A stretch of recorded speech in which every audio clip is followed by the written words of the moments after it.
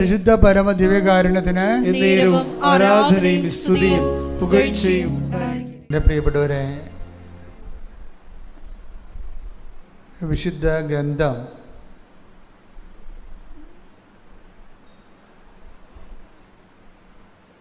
അതിൻ്റെ ഓരോ വചനങ്ങളും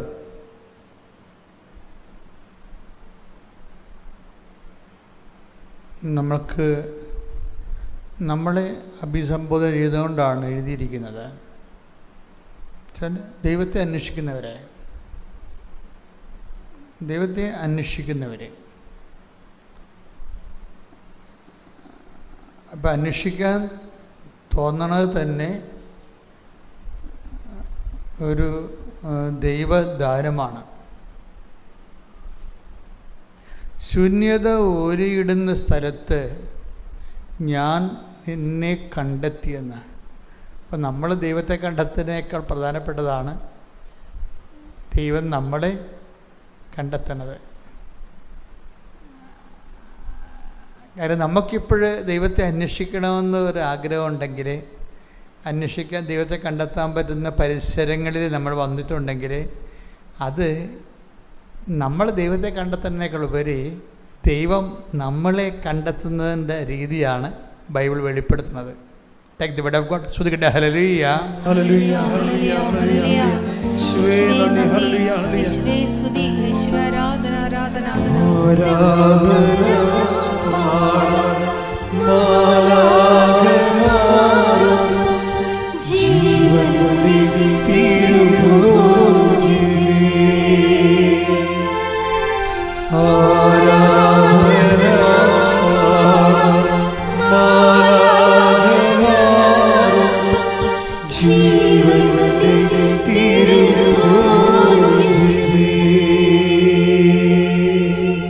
നിയമാവർത്തനം 32:10. അവിടുന്ന് അവനെ മരുഭൂമിയിൽ ശൂന്യത ഓരിയിടുന്ന മണരാരണ്യത്തിൽ കണ്ടെത്തി അവനെ വാരിപ്പുണർന്നു. താൽപര്യപൂർവം പരിചരിച്ച് തന്റെ കണ്ണിലുണ്ണിയായി സൂക്ഷിച്ചു. അപ്പോഴേ നമ്മൾ ഒരു പക്ഷേ ഈ മരുഭൂമിയുടെ അവസ്ഥ എന്താ? മരുഭൂമിയുടെ അവസ്ഥ എന്താണ്? തണൽ മരങ്ങൾ ഒന്നും ഉണ്ടാകത്തില്ല. തണലിനെ ഒരിക്കലും നമ്മൾ സ്നേഹിക്കരുത്, ശാശ്വതമായി സ്നേഹിക്കരുത്. തണലില്ലാതെ വളരാൻ പറ്റണം. ബൈബിളിൻ്റെ ഒരു കാഴ്ചപ്പാടതാണ്, തണലില്ലാതെ വളരാൻ പറ്റണമെന്ന്. അതറിയണമെങ്കിൽ യോന ഭയങ്കര എരിവെയിലത്ത് ഇരുന്നപ്പോൾ ദൈവം ഒരു ചെടി മുളപ്പിച്ചു. ആ ചെടിയുടെ അത് വളർന്നിട്ട് അതിന് തണലുണ്ടായപ്പോൾ ഭയങ്കരമായിട്ട് യോനയ്ക്ക് സന്തോഷമുണ്ടായി. തണലുണ്ടായില്ല. അപ്പം തണൽ വരുമ്പോൾ എപ്പോഴായാലും നമ്മൾ നമ്മുടെ മനസ്സിനെ പഠിപ്പിക്കണം. എന്താണ്? ഈ തണൽ വിട്ടുകൊടുക്കാൻ നമ്മൾ തയ്യാറായിരിക്കണം. തണൽ ദൈവം മാത്രമാണ്. ബൈബിളിൻ്റെ കറക്റ്റ് ബൈബിൾ എന്ത് രസമാണ്. കൈയടിച്ച ശ്രുതിയുടെ ഹല്ലേലൂയ, യേശുവേ നന്ദി, യേശുവേ ആരാധന, യേശുവേ ആരാധന. Take the word of God. ശ്രുതിയുടെ ഹല്ലേലൂയ, ഹല്ലേലൂയ, ഹല്ലേലൂയ, ഹല്ലേലൂയ. യോന 4:6-7 തിരുവചനങ്ങൾ. യോന 4:6-7. യോനായിക്ക് തണലും ആശ്വാസവും നൽകുന്നതിന് ദൈവമായ കർത്താവ് ഒരു ചെടി മുളപ്പിച്ചു. ആ ചെടി കണ്ട് യോന അത്യധികം സന്തോഷിച്ചു. ഒരു തണല് വന്നപ്പോൾ ഭയങ്കര സന്തോഷമായി ആളിനെ. പക്ഷേ നമ്മൾ സന്തോഷത്തെ കല്യാണം കഴിച്ചുകൊണ്ട് അതിൻ്റെ കൂടെ ജീവിക്കാനൊന്നും പറ്റത്തില്ല നമുക്ക്. കാര്യം ദൈവം മാറിപ്പോവും. തണലാണ് ദൈവം എന്ന് നമ്മൾ പറയും. അതുകൊണ്ട് എപ്പോഴും നിൻ്റെ കർത്താവ് ദൈവം ഞാനാകുന്നു എന്നുള്ള പഠനം എപ്പോഴും വന്നുകൊണ്ടിരിക്കും. നമ്മളെപ്പോഴും ഒന്നും മറക്കരുത്. ജോലിയിൽ മതി മറക്കരുത്, നിങ്ങളുടെ ജീവിത പങ്കാളിയിൽ മതി മറക്കരുത്. ഡിറ്റാച്ച്മെൻറ്റിൻ്റെ സന്ദേശം ഈ നിങ്ങൾ ദൈവത്തെയാണ് അന്വേഷിക്കണമെന്നുണ്ടെങ്കിൽ ഇവർ പോയിക്കൊള്ളട്ടെ എന്ന് ഈശോ പറയത്തില്ലേ? ഇവരാരാണ്? നിങ്ങൾക്ക് എന്നെയാണ് ആവശ്യമെങ്കിൽ ഇവർ കർത്താവിൻ്റെ ഒരു വചനമാണ്. പീഡാനുഭവ കാലത്ത് നമ്മൾ ധ്യാനിക്കേണ്ട ഒരു വചനമാണ്. Take the word of God. ശ്രുതിക്കട്ടെ ഹല്ലേലൂയ. യേശുവേ നന്ദി. ഹല്ലേലൂയ ഹല്ലേലൂയ ഹല്ലേലൂയ. യേശുവേ ആരാധന ആരാധന. യോഹന്നാൻ 18:8. യോഹന്നാൻ 18:8. യേശു പ്രതിവചിച്ചു, ഞാനാണ് എന്ന് നിങ്ങളോട് പറഞ്ഞുവല്ലോ. നിങ്ങൾ എന്നെയാണ് അന്വേഷിക്കുന്നതെങ്കിൽ ഇവർ പൊയ്ക്കൊള്ളട്ടെ. ദൈവത്തിൻ്റെ കൂടെ നിൽക്കുന്ന കുറേ ആൾക്കാരുണ്ട്. നമ്മൾ അറിയാതെ ചിലപ്പോൾ ദൈവത്തിൻ്റെ പകരം അവരന്വേഷിക്കും. ഈ ഡിറ്റാച്ച്മെൻറ്റിൽ നമ്മളെപ്പോഴും തയ്യാറായാൽ മാത്രമേ ദൈവാനുഭവത്തിലേക്ക് നമ്മുടെ വിശ്വാസത്തെ സത്യസന്ധമായി ദൈവം കാണത്തുള്ളൂ. ഇതൊരു ഭയങ്കര സീരിയസ് വിഷയമാണ്. വിശ്വാസമല്ല വിഷയം. വിശ്വാസം ആർക്കും കൊടുക്കാം. പക്ഷേ വിശ്വാസത്തെ സത്യസന്ധമായ റെസ്പോൺസാണ് പ്രശ്നം. വിശ്വാസമല്ല പ്രശ്നം. ഇപ്പം സാറായോടും എബ്രാഹത്തിനോടും ഒരു കാര്യമല്ലേ പറഞ്ഞത്? അടുത്ത വസന്തത്തിൽ ഞാനിതിലേ പോവും, നിങ്ങൾക്കൊരു കുഞ്ഞുണ്ടാകും. പക്ഷെ ഒരാൾ ചിരിച്ചില്ലേ? ഒരേ വചനം പറയുമ്പോൾ അതാണ് വിഷയം. അപ്പോൾ വചനമല്ല പ്രശ്നം അവിടെ. വചനം എബ്രഹാം കേട്ടു, സാറ കേട്ടു. പക്ഷേ സാറ എന്ത് ചെയ്ത്? ചിരിച്ചു. അതാണ് ഒരു പ്രോബ്ലം വന്നത്. അപ്പോൾ ഈ നമ്മളെ സംബന്ധിച്ചിടത്തോളം വിശ്വാസമല്ല വിഷയം. വിശ്വാസം സ്വീകരിക്കുന്ന വ്യക്തിയാണ് വിഷയം. ദൈവം ഈ ആളെ ടെസ്റ്റ് ചെയ്തുകൊണ്ടേയിരിക്കും. ഒന്നാമത്തേൽ എല്ലാം ടെസ്റ്റ് ചെയ്ത് നമ്മൾക്കിങ്ങനെ പറ്റിപ്പൊന്നും നടക്കത്തില്ല. പറ്റിപ്പ് നടക്കാതെ എപ്പോഴും എനിക്ക് ഇത്രയും ഉടമ്പടി മുന്നോട്ട് പോയപ്പോൾ എനിക്ക് മനസ്സിലായത് പറ്റിപ്പുകാർ ഒരു 50% ഉടമ്പടി എടുത്തിട്ടുണ്ട്. പറ്റിപ്പുകാർ അവർക്കറിയത്തില്ല. അവരെ ബേസിക്കായിട്ട് ജന്മനാ പറ്റിപ്പുകാരാണ്. എല്ലായിടത്തും ചെന്നാലും ഒരു പറ്റിപ്പ് അവർ നടത്തും. തൻ്റെ പഠന കാര്യങ്ങളിലായാലും അത് തൻ്റെ എന്ത് വീട്ടിലെ വിഷയമായാലും ഉത്തരവാദിത്തങ്ങളായാലും അതെല്ലാം അവരുടെ ഒരു പറ്റിപ്പിലേ അവർ ചെയ്യത്തുള്ളൂ. അതെന്താ പ്രശ്നം? അതുകൊണ്ട് എന്ത് പറ്റുമ്പോൾ ഉടമ്പടി എടുക്കുമ്പോൾ നമുക്ക് വളരെയേറെ ഈ ഒരു അപകടം നമുക്ക് അറിയണം. നമ്മളെല്ലാം നമ്മുടെ രീതിയിലാണ് ചെയ്യത്തുള്ളത്. അതാണ് ഒരു അപകടം ഇതിൻ്റെ അകത്ത് വരണത്. ദൈവമാണെങ്കിൽ ഇപ്പം നിങ്ങളുടെ ഭർത്താവിൻ്റെ പോക്കറ്റിൽ നിന്ന് നിങ്ങൾ തുണി കഴുകാൻ നേരത്ത് അതിൻ്റെ അകത്ത് ഉണ്ടായിരുന്ന കാശ് നിങ്ങളെടുത്ത് നിങ്ങൾ വിചാരിച്ച് ഭർത്താവല്ലേ നമ്മുടെ ആളല്ലേ, ഞാൻ തന്നെ ഭർത്താവ് തന്നെ ഞാൻ പറഞ്ഞിട്ട് നമ്മൾ കാശെടുത്ത് പറയാമെന്ന് വിചാരിച്ചു. എപ്പോഴെങ്കിലും നമ്മൾ പറയും. പക്ഷേ ഭജന ഇത് അഡ്മിറ്റ് ചെയ്യത്തില്ല. ഭജന സമ്മതിക്കത്തില്ല ഈ സംഭവം. അതറിയണമെങ്കിലേ നമ്മുടെ ഈ പ്രഭാഷണം എടുത്ത് ശ്രുതിക്കട്ടെ. ഹല്ലേലൂയ ഹല്ലേലൂയ ഹല്ലേലൂയ ഹല്ലേലൂയ. യേശുവേ നന്ദി. ഹല്ലേലൂയ ഹല്ലേലൂയ. യേശുവേ സ്തുതി. ഹല്ലേലൂയ ഹല്ലേലൂയ ഹല്ലേലൂയ. യേശുവേ ആരാധന. പ്രഭാഷകൻ 41:19. സ്വന്തം സ്ഥലത്ത് നിന്ന് മോഷ്ടിക്കുക ഇവയെല്ലാം ലജ്ജാകരമാണ്. ഇതാണ് അവസ്ഥ. സ്വന്തം സ്ഥലം എന്ന് പറഞ്ഞാൽ എന്താണ്?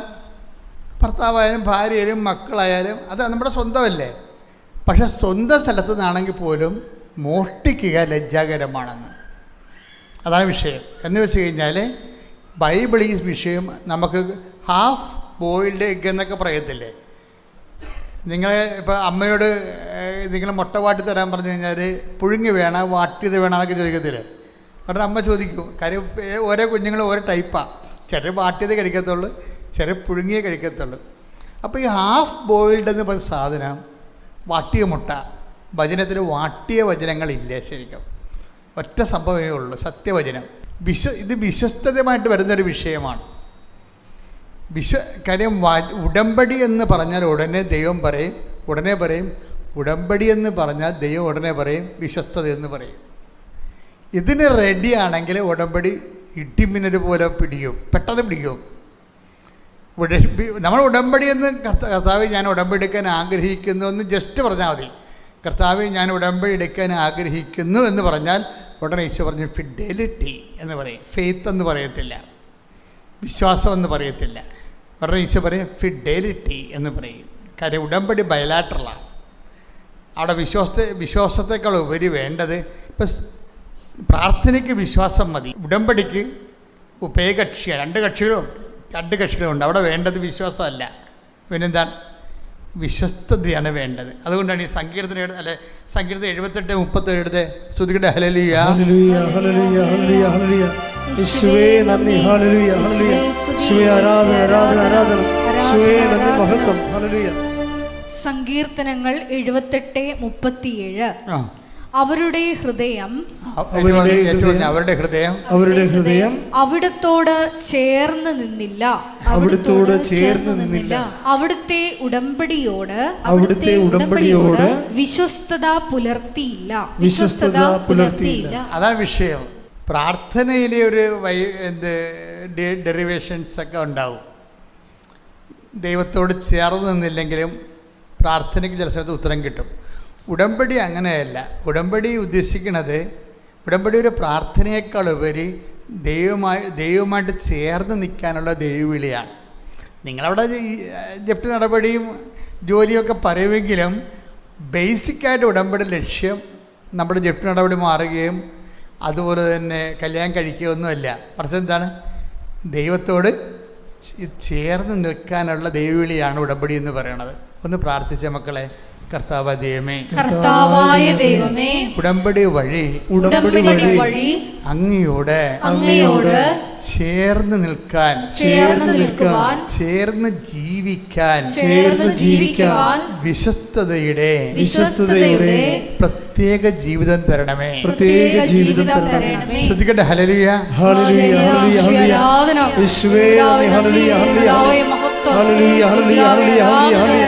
വിശ്വസ്താപൂർവ്വം പാലിക്കുവാൻ ആരാധനയിലൂടെ ഞങ്ങളെ അഭിഷേകം ചെയ്യണമേ. യേശുവേ നന്ദി.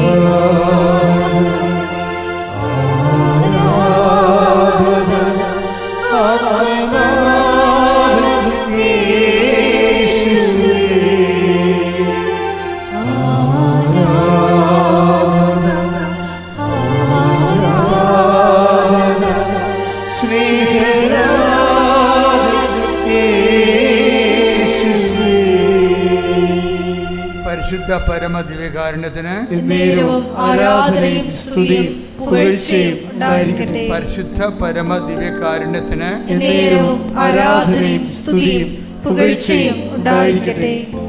എല്ലാം ദാനമായിരിക്കെ. Take the word of God. Hallelujah. Hallelujah. Hallelujah. യേശുവേ നന്ദി നന്ദി നന്ദി. Hallelujah. Hallelujah. Hallelujah. യേശുവേ ആരാധന ആരാധന. യേശുവേ നന്ദി മഹത്വം മഹത്വം. 1 കൊരിന്തോസ് 4:7. 1 കൊരിന്തോസ് 4:7. നിനക്ക് എന്ത് പ്രത്യേക മഹാത്മ്യമാണുള്ളത്? നിനക്ക് എന്ത് പ്രത്യേക മഹാത്മ്യമാണുള്ളത്? ദാനമായി ലഭിച്ചതല്ലാതെ നിനക്ക് എന്തുണ്ട്? എല്ലാം ദാനമായിരിക്കെ ദാനമല്ല എന്ന മട്ടിൽ എന്തിന് നീ അഹങ്കരിക്കുന്നു? ഇതിൻ്റെ ഈ വചനം ഒരിക്കലും മറന്നു പോകരുത്. കാര്യം ഉടമ്പടി ബേസ് ചെയ്തിരിക്കുന്നത് not by merit but by ഗ്രേസിലാണ്, അല്ലേ? നിങ്ങളുടെ യോഗ്യത കൊണ്ടല്ല, എൻ്റെ കൃപ കൊണ്ട്. ഇവിടെ ഒരു പ്രശ്നമുള്ളത്, ഇത് നോട്ട് ബൈ മെരിറ്റ് പറഞ്ഞില്ലേ? മെരിറ്റിൽ ദൈവം വർക്ക് ചെയ്യാത്തത് എന്താണെന്നറിയാമോ? ഈ വചനത്തിലുണ്ടത്. 1 കൊരിന്തോസ് 4:7. മെരിറ്റിൽ നമ്മൾ ആശ്രയിച്ച, ഇപ്പം ആൾക്കാരെന്നാ ചെയ്യണമെന്ന് ചോദിച്ചു കഴിഞ്ഞാൽ അവർ മെരിറ്റിലും ആശ്രയിക്കും. നമുക്ക് മാർക്കുണ്ടല്ലോ, നമുക്ക് FDയിൽ പണം കിടക്കുന്നുണ്ടല്ലോ, നമ്മുടെ മക്കളെല്ലാം നല്ല ജീവിതമാണല്ലോ, അവർക്ക് കുഴപ്പമൊന്നും ഇല്ലല്ലോ. അപ്പം പിന്നെ എന്ന് വെച്ചാൽ നമ്മുടെ ഒരു വശം നമ്മൾ അറിഞ്ഞോ അറിയാതെ ഒരു ലെഗ് മെരിറ്റിലാണ് എപ്പോഴും. ഇതുകൊണ്ട് ഈ ഗ്രേസിലുള്ള ലെഗ് വർക്ക് ചെയ്യത്തില്ല. അതുകൊണ്ടാണ് അപ്പം നമ്മൾ പകുതി മെരിറ്റിലും, ആൾക്കാരെങ്ങനെയാണ് നമ്മളെ പഠിപ്പിച്ചിരിക്കണം, അങ്ങനെയാണല്ല, താൻ പാതി പറയും. പക്ഷെ ബിബ്ലിക്കലായിട്ടത് ഒക്കത്തില്ല. ബിബ്ലിക്കലായിട്ടത് എല്ലാം ദാനമാണെന്ന് പറഞ്ഞത്. എവരിത്തിങ് ഇസ് ഗ്രേസ് എന്നാണ്, മെരിറ്റ് എന്നല്ല പറയണത്.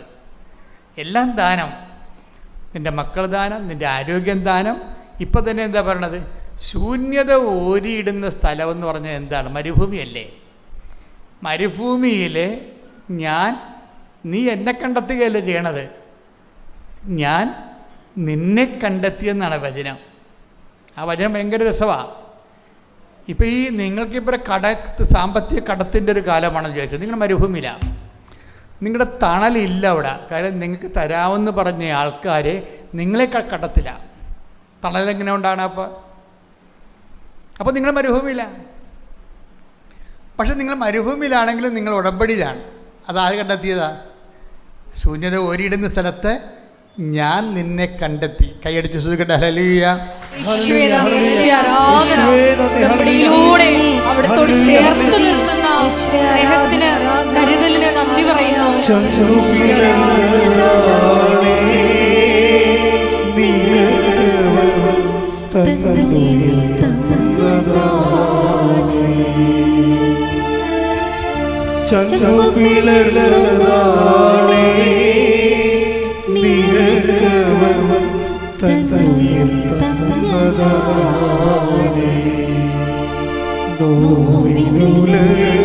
പ്രിയ പ്രാണനുലഞ്ഞപ്പോ നിൻമുഖം കണ്ടതാണേ, നെഞ്ചിലവൻ നിന്നെ വഹിച്ചതാണേ. നോവിനുള്ളിൽ പ്രിയ പ്രാണനുലഞ്ഞപ്പോ നിൻമുഖം കണ്ടതാണേ, നെഞ്ചിലവൻ നിന്നെ വഹിച്ചതാണേ. പരിശുദ്ധ പരമദിവ്യകാരുണ്യത്തിന് ആരാധനയും സ്തുതിയും പുകഴ്ചയും ഉണ്ടായിരിക്കട്ടെ. നിയമാർത്ഥന 7:9 വായിച്ച് ശ്രദ്ധിക്കട്ടെ. ഹല്ലേലൂയ. ഹല്ലേലൂയ. ഹല്ലേലൂയ. യേശുവേ നന്ദി, യേശുവേ സ്തുതി. ഹല്ലേലൂയ. ഹല്ലേലൂയ. ഹല്ലേലൂയ. യേശുവേ ആരാധന, ആരാധന. യേശുവേ നന്ദി, മഹത്വം. നിയമാവർത്തനം 7:9. അതിനാൽ നിങ്ങൾ അറിഞ്ഞുകൊള്ളുക. അതിനാൽ നിങ്ങൾ അറിഞ്ഞുകൊള്ളുക, നിങ്ങളുടെ ദൈവമായ കർത്താവാണ് ദൈവം. നിങ്ങളുടെ ദൈവമായ കർത്താവാണ് ദൈവം. തന്നെ സ്നേഹിക്കുകയും തന്റെ കൽപ്പന പാലിക്കുകയും ചെയ്യുന്നവനോട്, തന്റെ കൽപ്പന പാലിക്കുകയും ചെയ്യുന്നവനോട് 1000 തലമുറകൾ വരെ ഉടമ്പടി പാലിക്കുകയും അചഞ്ചലമായ സ്നേഹം പ്രകടിപ്പിക്കുകയും ചെയ്യുന്ന വിശ്വസ്തനായ ദൈവം. ഇതിപ്പോൾ എടുക്കാൻ കാര്യം എന്ന് വെച്ച് കഴിഞ്ഞാൽ, ഞാൻ ഇങ്ങനെ ധ്യാനിപ്പിച്ചിരിക്കുന്ന സമയത്ത് പരിശുദ്ധാത്മ പറഞ്ഞു, ഉടമ്പടി ആർക്കാണ് എടുക്കാൻ പറ്റണത്? വിശ്വസ്തത എന്ന് പറയുന്നത് ദൈവസ്നേഹം ഉണ്ടെങ്കിലേ വിശ്വസ്തത ഉണ്ടാകത്തുള്ളെന്ന്. സാങ്കേതിക വിശ്വസ്തത, ടെക്നിക്കൽ ഫിഡലിറ്റി നമുക്ക് വേണേൽ കാണിക്കാം. Technical fidelity. അപ്പോൾ ഈ രാജാക്കന്മാർ തമ്മിൽ പൊളിറ്റിക്കൽ ഫിഡലിറ്റി ഇല്ലേ, രാജ്യങ്ങൾ തമ്മിൽ കാണിക്കുന്ന ഡിപ്ലോമാറ്റിക് ഫിഡലിറ്റിയാണ് ടെക്നിക്കൽ ഫിഡലിറ്റി, നയതന്ത്രപരമായ വിശ്വസ്തത. അപ്പം നയതന്ത്രമായ വിശ്വസ്തത നമുക്ക് അങ്ങനെ ഒരു ഡിപ്ലോമാറ്റിക് ഫിഡലിറ്റി, നയതന്ത്രപരമായ വിശ്വസ്തത ദൈവവുമായിട്ട് സാധിക്കത്തില്ല. സാങ്കേതിക വിശ്വസ്തത എന്ന് പറയും അതിനെ. അപ്പോൾ അതുകൊണ്ട് എന്താ ചെയ്യേണ്ടത്? ബൈബിളിൽ എന്താ ചെയ്തിരിക്കുന്നത്? ദൈവ വിശ്വസ്തതയെ ദൈവസ്നേഹത്തിൻ്റെ പരിധി കൊണ്ടുവന്നിരിക്കുക. അപ്പോൾ ആദ്യം നമ്മൾ ശ്രമിക്കുന്നത് വിശ്വസ്തതയ്ക്കല്ല ശ്രമിക്കേണ്ടത്. എന്താണ്? ദൈവത്തോട് ഏകപക്ഷീയമായ സ്നേഹം ജനിപ്പിക്കാൻ വേണ്ടി പ്രാർത്ഥിക്കുന്നു. ഇപ്പം നിങ്ങൾ ഓരോരോ കാര്യങ്ങൾ ചെയ്യണില്ലേ? ഓരോരോ കാര്യങ്ങൾ ചെയ്യുമ്പോൾ ചില ആൾക്കാർ കടുത്ത വിശ്വസ്തതയിലാണ് അങ്ങനെ ചെയ്യണത്. ചില ആൾക്കാർ ഉടമ്പടി എടുത്തതിൻ്റെ പേരിലാണ്, അതാണ് ടെക്നിക്കൽ വിശ്വസ്തത എന്ന് പറയുന്നത്. ഉടമ്പടി എടുത്തതിൻ്റെ പേരിൽ അങ്ങനെ അവർ ചെയ്യും. പക്ഷെ അതിന് ടെക്നിക്കൽ വിശ്വസ്തത എന്ന് പറയും. അത് ഉടമ്പടി വർക്കൗട്ട് ചെയ്യത്തില്ല. നമ്മൾ ഉടമ്പടിയിലെ വിശ്വസ്തത എന്ന് പറയുന്നത് ഔട്ട് ഓഫ് ലവ് ആണ്. ദൈവത്തോടുള്ള സ്നേഹം കൊണ്ട് ഞാൻ വിശ്വസ്തത കാണിക്കുന്നു. ദൈവത്തോടുള്ള സ്നേഹം കൊണ്ട് വേറെ ഒരു കണ്ടീഷനൊന്നുമില്ല, വേറെ കണ്ടീഷൻസൊന്നുമില്ല. ദൈവം ഒന്ന് പ്രാർത്ഥിച്ച്, കർത്താവായ ദൈവമേ, അങ്ങയോടുള്ള വ്യക്തിപരമായ സ്നേഹത്താൽ വിശ്വസ്തതയുടെ ഉടമ്പടി ജീവിതം നയിക്കുവാൻ എന്നെ സഹായിക്കണമേ. ശ്രദ്ധിക്കട്ടെ. ഹല്ലേലൂയ. യേശുവേ നന്ദി. ഹല്ലേലൂയ. അവ സ്വീകരിക്കുവാൻ ഞങ്ങളുടെ ഹൃദയങ്ങളെ ഒരുക്കണമേ എന്ന് പ്രാർത്ഥിക്കുന്നു. ഈശോയെ ആരാധന,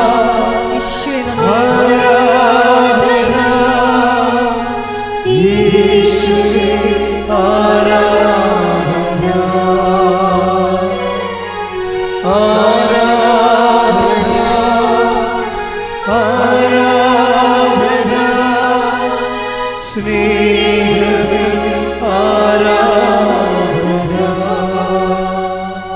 വളരെ സൂക്ഷ്മതയോടെ മനസ്സിലുണ്ടാകണം.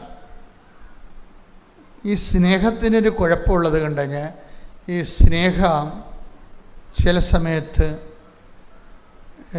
തണുത്തു പോകും. സ്നേഹം ഉണ്ടായിട്ടും കാര്യമില്ല, നല്ല ചൂടുള്ള സ്നേഹത്തിൻ്റെ ചൂട് നിലനിർത്താൻ നോക്കണം നമ്മൾ. അല്ല നമ്മുടെ ഭാഗത്ത് ചെയ്യണം. സ്നേഹം അതായത് ഇങ്ങനെ ആക്ഷൻ ഇല്ലാതിരുന്ന ഓട്ടോമാറ്റിക്കായിട്ട് ഇപ്പം നമ്മൾ അടപ്പില്ല, നമ്മൾ എവിടെയെങ്കിലും പോയിട്ട് വരുന്നു 2 ദിവസം 3 ദിവസം 2 ദിവസം ഇപ്പോൾ പണ്ട് ഇപ്പോഴല്ലേ നിങ്ങൾ അടപ്പിലേക്ക് തിരിച്ചു വരുന്നത്. യുദ്ധം തുടങ്ങിയപ്പോൾ എല്ലാവരും അടപ്പിലേക്ക് തിരിച്ചു വരാൻ തുടങ്ങി. ഇത് അപ്പുറത്തെ ഹോട്ടലിലൊക്കെ മുറ്റത്തിട്ട് വിറക് കൊണ്ട് പഴയ കഞ്ഞി വെക്കണവർ ഇപ്പം അടപ്പിലേക്ക് മനുഷ്യൻ തിരിച്ചു വരികയാണ്. ഇത് എല്ലാത്തിലേക്കും തിരിച്ചു വരേണ്ടി വരും. എല്ലാത്തിലേക്കും കാലങ്ങൾ ചെല്ലുന്തോറും പുതിയ പുതിയ പ്രശ്നങ്ങൾ വരുമ്പോൾ എല്ലാത്തിലേക്കും നമ്മൾ ഉപേക്ഷിച്ച് കളഞ്ഞതിലേക്ക് തിരിച്ചു വരേണ്ടി വരും. പണ്ടൊക്കെ അടപ്പൊക്കെ നമ്മൾ വീടുകളിൽ നിന്ന് വിട്ടുപോയാൽ ഒരു 5-6 ദിവസം കഴിഞ്ഞ് വരുമ്പോൾ നമ്മൾ അടപ്പ് കല്ലൊക്കെ പൊക്കി നോക്കുമ്പോൾ അതിൻ്റെ അകത്ത് ഇരട്ടവാലൻ പുതിയ ആൾക്കാരൊക്കെ താമസം തുടങ്ങും അവിടെ. കാര്യം അടപ്പ് തണുത്തത് കൊണ്ടാണ്. അടപ്പ് തണുത്ത് കഴിഞ്ഞുള്ള കുഴപ്പം വെച്ചാൽ വേറെ ആൾക്കാർ കയറി അതിൻ്റെ താമസിക്കും. അതിൻ്റെ മെയിൻ ആളാണ് ഈ ഇരട്ടവാലിനും തേരിട്ടയൊക്കെ. ഇതുപോലെയാണ് ദൈവത്തോടുള്ള സ്നേഹം തണുത്താൽ വേറെ താല്പര്യങ്ങൾ കയറി വരും. അതെപ്പോഴും നമ്മൾ സാധാരണ സ്നേഹം എപ്പോഴും ചൂടായിട്ട് നിലനിർത്തണം. ദൈവത്തോടുള്ള സ്നേഹം നമുക്ക് തണുത്താൽ വേറെ താല്പര്യങ്ങൾ കയറി വരും. ദൈവമാണെങ്കിൽ ഇതൊന്നും കോംപ്രമൈസ് ചെയ്യത്തില്ല, ഒരു കോംപ്രമൈസും ഇല്ല. അത് എപ്പോഴും എൻ്റെ കാര്യം ഈ പുത്രനെ ഇൻവെസ്റ്റ് ചെയ്തിരിക്കണ കാരണം, തൻ്റെ ഏകജാതനെ തന്നെ നൽകിയിരിക്കുന്ന കാരണം, ദൈവം നമ്മളോട് പറഞ്ഞിട്ടുള്ള വചനത്തിന് അങ്ങനെയുള്ളവർ മാത്രം ഇൻവെസ്റ്റ് ചെയ്താൽ മതി എന്നുള്ള നിലപാടാണ്. അതാണ് വിഷയം. അങ്ങനെയുള്ളവർ, അതായത് അത് സത്യസന്ധമായിട്ട് ദൈവത്തിൻ്റെ കൂടെ നിൽക്കാൻ പറ്റുന്നവരെ മാത്രം വിശ്വാസത്തിൽ ജീവിച്ചാൽ മതി. അതുകൊണ്ടാണ് ബൈബിൾ അവസാനിക്കുമ്പോൾ പറയാറില്ല, വ്യഭിചരിക്കണമെങ്കിൽ ഞങ്ങൾക്ക് വ്യഭിചരിക്കാൻ കേട്ടോ, പ്രശ്നങ്ങളൊന്നും ഇല്ലെന്ന് പറയും. ബൈബിൾ മാത്രമേ അങ്ങനെ പറയുന്നുള്ളൂ. വ്യഭിചരിക്കണമെങ്കിൽ നിങ്ങൾക്ക് വ്യഭിചരിക്കാം, പ്രശ്നങ്ങളൊന്നും ഇല്ലെന്ന് പറയും. ഭജനമാണ് പറഞ്ഞത്. നിങ്ങളെ ഭാഗമൊന്നും എടുത്ത് കേട്ടോ, കക്കണേ കക്കാം, പ്രശ്നങ്ങളൊന്നും ഇല്ലെന്ന് പറയും. എന്താ ആരോടാ പറയണത്? ദൈവം ചില ആൾക്കാരുടെ പേര് വിട്ടു. കുറേ നാൾ ജീവിച്ച് കഴിയുമ്പോൾ ഇവരെ കൂടെ ജീവിക്കാൻ പറ്റാത്ത ആൾക്കാരെ കണ്ടു കഴിഞ്ഞാൽ പക്കയായിട്ട് സെപ്പറേറ്റ് ചെയ്ത് കളയും. നിനക്ക് കൽപ്പനയൊന്നുമില്ല, മാതാപിതാക്കന്മാരെ ബഹുമാനിക്കുക, കൊല്ലരുത്, വ്യഭിചാരം ചെയ്യരുത്, കള്ളസാക്ഷ്യം നൽകരുത്, അങ്ങനെയുള്ള കൽപ്പനകളെല്ലാം ഞാൻ പിൻവലിക്കുകയാണ്, നിനക്ക് നിൻ്റെ ജീവിതം എന്ന് പറയും. വെച്ചാൽ സൈ കെട്ടിട്ട് കട്ട് ചെയ്ത് കളയണതാണ്. വചനം വെളിപാടാണ് ലാസ്റ്റ് കർത്താവിൻ്റെ പുസ്തകമുള്ളത്. അവിടെ ഈ ആളെ പുറത്താക്കിയിട്ടാണ് ബൈബിൾ അവസാനിക്കുന്നത്. അപ്പോൾ അവസ്ഥ മനസ്സിലായില്ലേ? വെളിപാട് 22:11 ലാസ്റ്റ് അധ്യായമായി. എന്താ വെളിപാട് 22:11 കേട്ടോ. അനീതി ചെയ്തിരുന്നവൻ ഇനിയും അനീതി ചെയ്തു കൊള്ളട്ടെ. ഇത്രയും നാളെ പറഞ്ഞത് എന്താണ്? ഈ 3 ലക്ഷം വാക്കുകളുണ്ട് ബൈബിളിൽ. 4000 കൊല്ലം എടുത്താണ് ഇത് വെളിപ്പെടുത്തിയത്. ഈ 4000 കൊല്ലം പറഞ്ഞുകൊണ്ടിരുന്നത് അനീതി ചെയ്യരുതെന്നാണ് പറയണത്. അവസാനം കയറി തട്ട കണ്ടില്ലേ? എന്താ പറയണത്? കൽപ്പനയെല്ലാം പിൻവലിക്കുന്നു. എല്ലാവരുടേതും അല്ല. നേരത്തെ പറഞ്ഞ പോലെ ചേർന്ന് നിൽക്കാൻ പറ്റാത്ത ആൾക്കാരുടെ അവർക്കുള്ള കൽപ്പനകൾ പിൻവലിക്കുന്നു. നിങ്ങൾക്ക് എന്താ മനസ്സിനിണങ്ങിയത്? അബോർഷനെങ്കിൽ അബോർഷൻ, വ്യഭിചാരമെങ്കിൽ വ്യഭിചാരം, 5 എണ്ണം കെട്ടുകയാണെങ്കിൽ 5 എണ്ണം കെട്ടുക, എന്താണെന്ന് വെച്ചാൽ കാണിക്കുക. നോക്കി അത്രയും ക്ലിയറാണ് സംഭവം. അവിടെ വെച്ചാൽ എല്ലാം ക്ലിയർ. എന്ന് വെച്ചാൽ കണക്ക് തീർക്കുകയാണ്. എനിക്ക് ആ ഭാഗം വായിക്കുമ്പോൾ പേടി തോന്നും ശരിക്കും. എന്നുവെച്ചാൽ എന്താ പ്രശ്നം വെച്ച് കഴിഞ്ഞാൽ ഇവരെ ദൈവം കൂട്ടണത് ഭീരുക്കൾ എന്നാണ്. ഭീരുക്കൾ പിന്നെ എന്താണ്? ഇങ്ങനെ ദൈവത്തിൻ്റെ വഴികളിൽ നിന്ന് വിട്ടു നിൽക്കുന്നവർ വചനം പാലിക്കാനുള്ള ധൈര്യമില്ലാത്ത ആൾക്കാരാണ്. അവരെ വചനം വിളിക്കുന്നത് പീരിക്കളെന്നും അവിശ്വാസികളെന്നാണ് വിളിക്കുന്നത്. അവർക്കുള്ള മറുപടിയും മരുന്നുമൊക്കെ ഉണ്ട്. എന്താ വെച്ചാൽ ഭീരുക്കൾ, അവിശ്വാസികൾ. Take the word of God. ശ്രുതിക്കട്ടെ ഹല്ലേലൂയ ഹല്ലേലൂയ ഹല്ലേലൂയ ഹല്ലേലൂയ ഹല്ലേലൂയ. യേശുവേ നന്ദി. ഹല്ലേലൂയ ഹല്ലേലൂയ ഹല്ലേലൂയ ഹല്ലേലൂയ. യേശുവേ ആരാധന ആരാധന ആരാധന. യേശുവേ നന്ദി മഹത്വം. ഹല്ലേലൂയ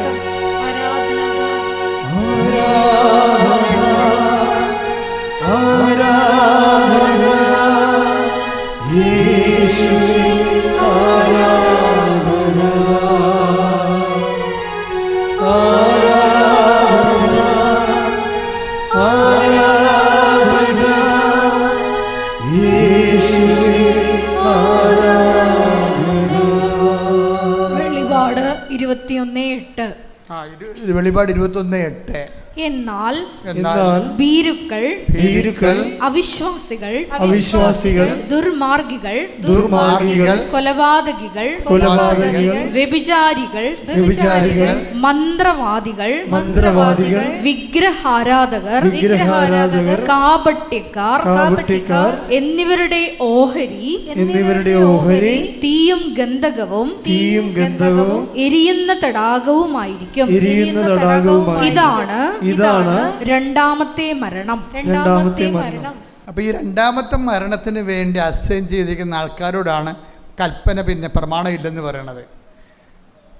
പ്രമാണം ഇല്ല. പ്രമാണം കൊടുത്ത പ്രമാണം പിൻവലിച്ചിട്ടാണ് ദൈവം വചനം അവസാനിക്കുന്നത്. ഈ സമൂഹം ഇവിടെ ഉണ്ടായത് പ്രമാണം കൊടുത്താണ് ഉണ്ടാക്കിയത്. സീനായി മലമുകളിൽ വെച്ചുണ്ടായ സമൂഹമാണ്. അത് പിന്നീട് നവീകരിക്കപ്പെട്ടത് സീനായി മലമുകളിൽ നിന്ന് ഇറങ്ങി വന്ന് ദൈവജനം വാഗ്ദാന നാട് പ്രാപിച്ചതിന് ശേഷം കർത്താവിൻ്റെ വരവിന് വേണ്ടി കാത്തിരുന്ന് കർത്താവ് വന്നപ്പോൾ ദൈവരാജ്യത്തിൻ്റെ സുവിശേഷം കൊടുക്കുന്നത് മലമുകളിലാണ്. അവിടെ വെച്ച് സുവിശേഷ ഭാഗ്യങ്ങൾ കൊടുക്കും. ഈ സുവിശേഷ ഭാഗ്യങ്ങളാണ് നമ്മൾ ജീവിക്കണത്. എന്നിട്ട് സ്വർഗീയ ജെറുസലേമിലേക്ക് ജനം പോവുകയാണ്. പക്ഷേ സുവിശേഷ ഭാഗ്യങ്ങൾ കൊടുത്തിട്ടും ചില ആൾക്കാർ അവരവരുടെ വഴികൾക്ക് തന്നെ പോകും. അപ്പം അവരെ ഇടയ്ക്ക് വെച്ച് കട്ട് ചെയ്യണതാണ് കാണുന്നത്. ഇനി പ്രമാണമെല്ലാം പിൻവലിക്കുകയാണ്. പ്രമാണം പിൻവലിച്ചു എന്നിട്ട് പറയും നിങ്ങളുടെ വഴികളിലേക്ക് പോയിക്കൊള്ളാൻ പറയും. വളരെ കൃത്യമായിട്ടാണ് ബൈബിള് വളരെ ഷാർപ്പ് ലാൻഡിങ്ങാണ് ചെയ്യണത്. അത് അവസാനമാണ് ഇത് പറയണത്. ബൈബിളിപ്പോൾ അവസാനിക്കും. അപ്പോൾ അവിടെ വെച്ച് അതൊക്കെ മുമ്പ് തന്നെ ഈ വിഷയത്തിലെല്ലാം തീരുമാനമായിട്ട് പിരിയും. എൻ്റെ മക്കൾ, നമ്മൾ ഒരു പാപത്തിനെങ്കിലും എതിരെ നമ്മൾ ചേർത്ത് നിൽക്കാൻ ധൈര്യം കാണിച്ചാൽ, കാര്യം നമ്മളെ പേടി വരണതിൻ്റെ കാരണം യേശുക്രിസ്തു ക്രൂശിക്കപ്പെട്ടതിന് ഒത്തിരി കാരണങ്ങളില്ല. ഒറ്റ കാരണമേ ഉള്ളൂ. എന്താണ്? അവൻ തൻ്റെ ജനങ്ങളുടെ പാപത്തിന് വേണ്ടി പരിഹാരമായിരിക്കും. അതാണ് സംഭവം. 1000 കാരണങ്ങളില്ല ക്രിസ്തു ക്രൂശിക്കപ്പെട്ടതിന്. ഓരോരുത്തരും മരിക്കണ മുമ്പ് അവരുടെ കുറ്റങ്ങളൊക്കെ എഴുതി വെച്ച് വായിക്കത്തില്ലേ? അങ്ങനെ വായിക്കാൻ വേണ്ടി മാത്രമൊന്നുമില്ല. ഒറ്റ കാര്യമേ ഉള്ളൂ. യേശുക്രിസ്തുവിൻ്റെ മനുഷ്യാവതാരത്തിൽ പറഞ്ഞത് അവൻ തൻ്റെ അമ്മയോട് പറഞ്ഞതാണ്. എന്താണ്? അവൻ തൻ്റെ ജനതയെ അവരുടെ പാപങ്ങളിൽ നിന്ന് മോചിക്കും. അത്രയേ ഉള്ളൂ. ഒറ്റ കാര്യമേ ഉള്ളൂ. ഇനി കുറേ കാലം കഴിയുമ്പോൾ മനുഷ്യൻ പറയും അത് പാപം അല്ലെന്നൊക്കെ പറഞ്ഞാലും മനുഷ്യന്മാർക്ക് എന്ത് വേണമെങ്കിലും പറയാം. ആണെന്ന് പറയാം, അല്ലെന്നൊക്കെ പറയാം. പക്ഷേ ദൈവം ഒരിക്കലാണെന്ന് പറഞ്ഞാൽ പിന്നെ അല്ലെന്ന് പറയുന്നവർക്ക് അല്ലെന്ന് പറയുന്ന വഴികളിലൂടെ പോകാനൊരു പ്രശ്നമില്ല.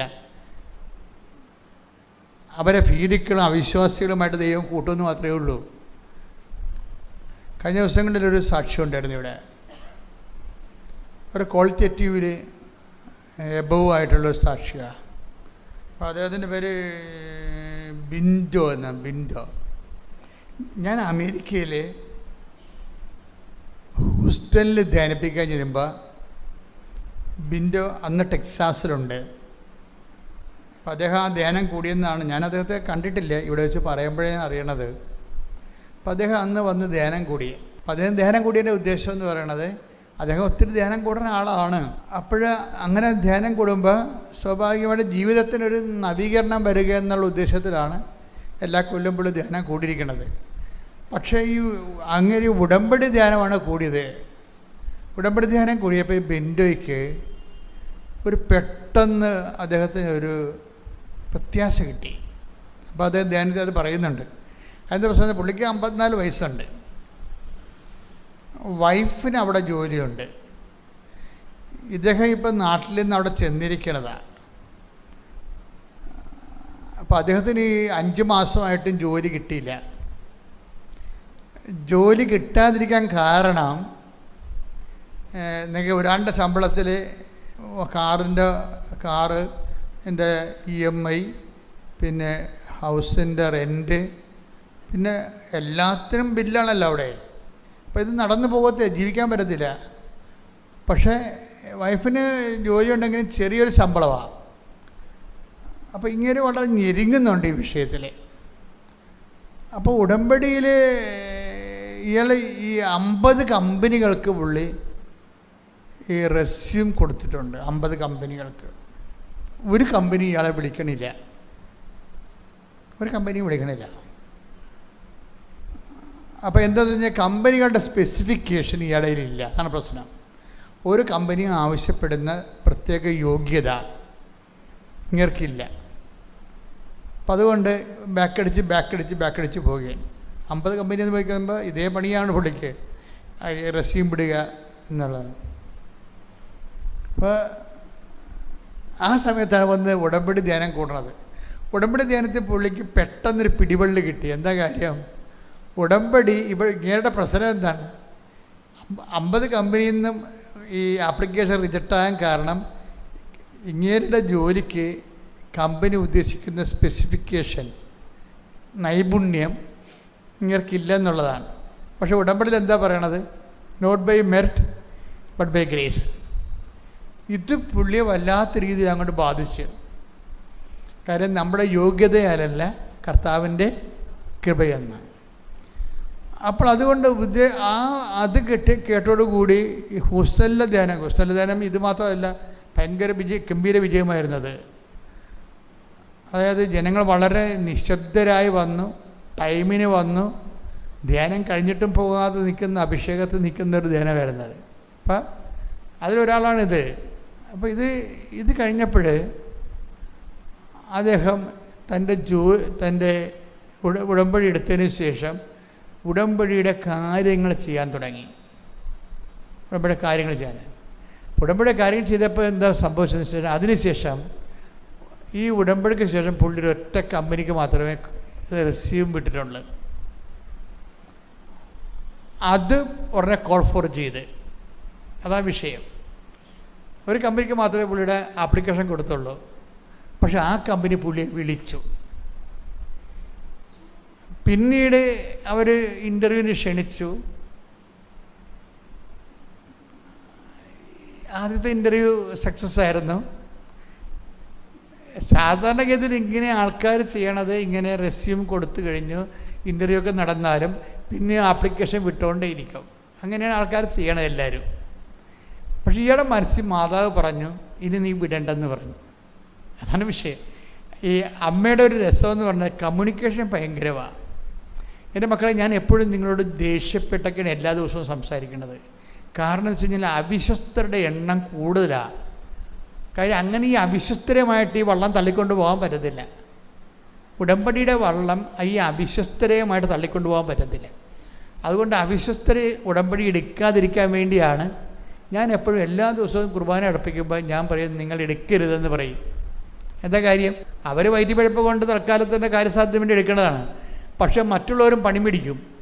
കാര്യം 10 പേരെടുത്താൽ ആ വിശ്വസ്തരായ ആൾക്കാർക്ക് മാത്രമല്ല എടുക്കത്തുള്ളൂ, ബാക്കിയുള്ളവരെല്ലാം തള്ളപ്പെടത്തില്ലേ. അപ്പോൾ ഈ തള്ളപ്പെട്ട സാധനത്തിനെ പിശാച് ഉപയോഗിക്കും. നാട്ടിൽ പോയുമ്പോൾ പറയും, ഞാൻ ഉടമ്പടി എടുത്താണ്, എന്നിട്ട് കാര്യമൊന്നും നടന്നില്ലെന്ന് പറയും. അതാണ് വിഷയം. അപ്പം അതുകൊണ്ട് ഞാൻ എല്ലാ ദിവസവും ശരിക്കും ഇവരെ പറയും, നിങ്ങൾ ആലപ്പുഴ വരെ വരാനുള്ള യോഗ്യതയില്ലാത്ത ആൾക്കാരാണ്, ദയവായിട്ട് ഉടമ്പടി എടുക്കരുതെന്ന് എല്ലാ ദിവസവും പറയും. കാര്യം അവിശ്വസ്തരാണ്, ഇവരെന്തെങ്കിലും ഒപ്പിക്കാൻ വേണ്ടി ഇരിക്കണവരാണ്. പക്ഷേ ഈ മനുഷ്യൻ അങ്ങനെയല്ല.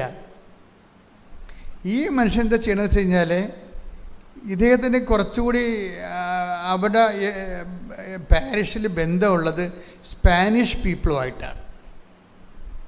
അദ്ദേഹത്തിൻ്റെ മനസ്സിൽ മാതാവ് പറഞ്ഞത്, ഈ സ്പാനിഷ് പീപ്പിളിനെ കോൺസെൻട്രേറ്റ് ചെയ്ത് വർക്ക് ചെയ്യാൻ പറഞ്ഞു. സ്പാനിഷ് പീപ്പിളിനെ കോൺസെൻട്രേറ്റ് ചെയ്ത് വർക്ക് ചെയ്യാൻ പറഞ്ഞു. ടെക്സാസിലാണ്, അവിടെയുള്ള സ്പാനിഷ് പീപ്പിളുണ്ട്. അപ്പം അവരെ കോൺസെൻട്രേറ്റ് വർക്ക് ചെയ്യാൻ പറഞ്ഞു.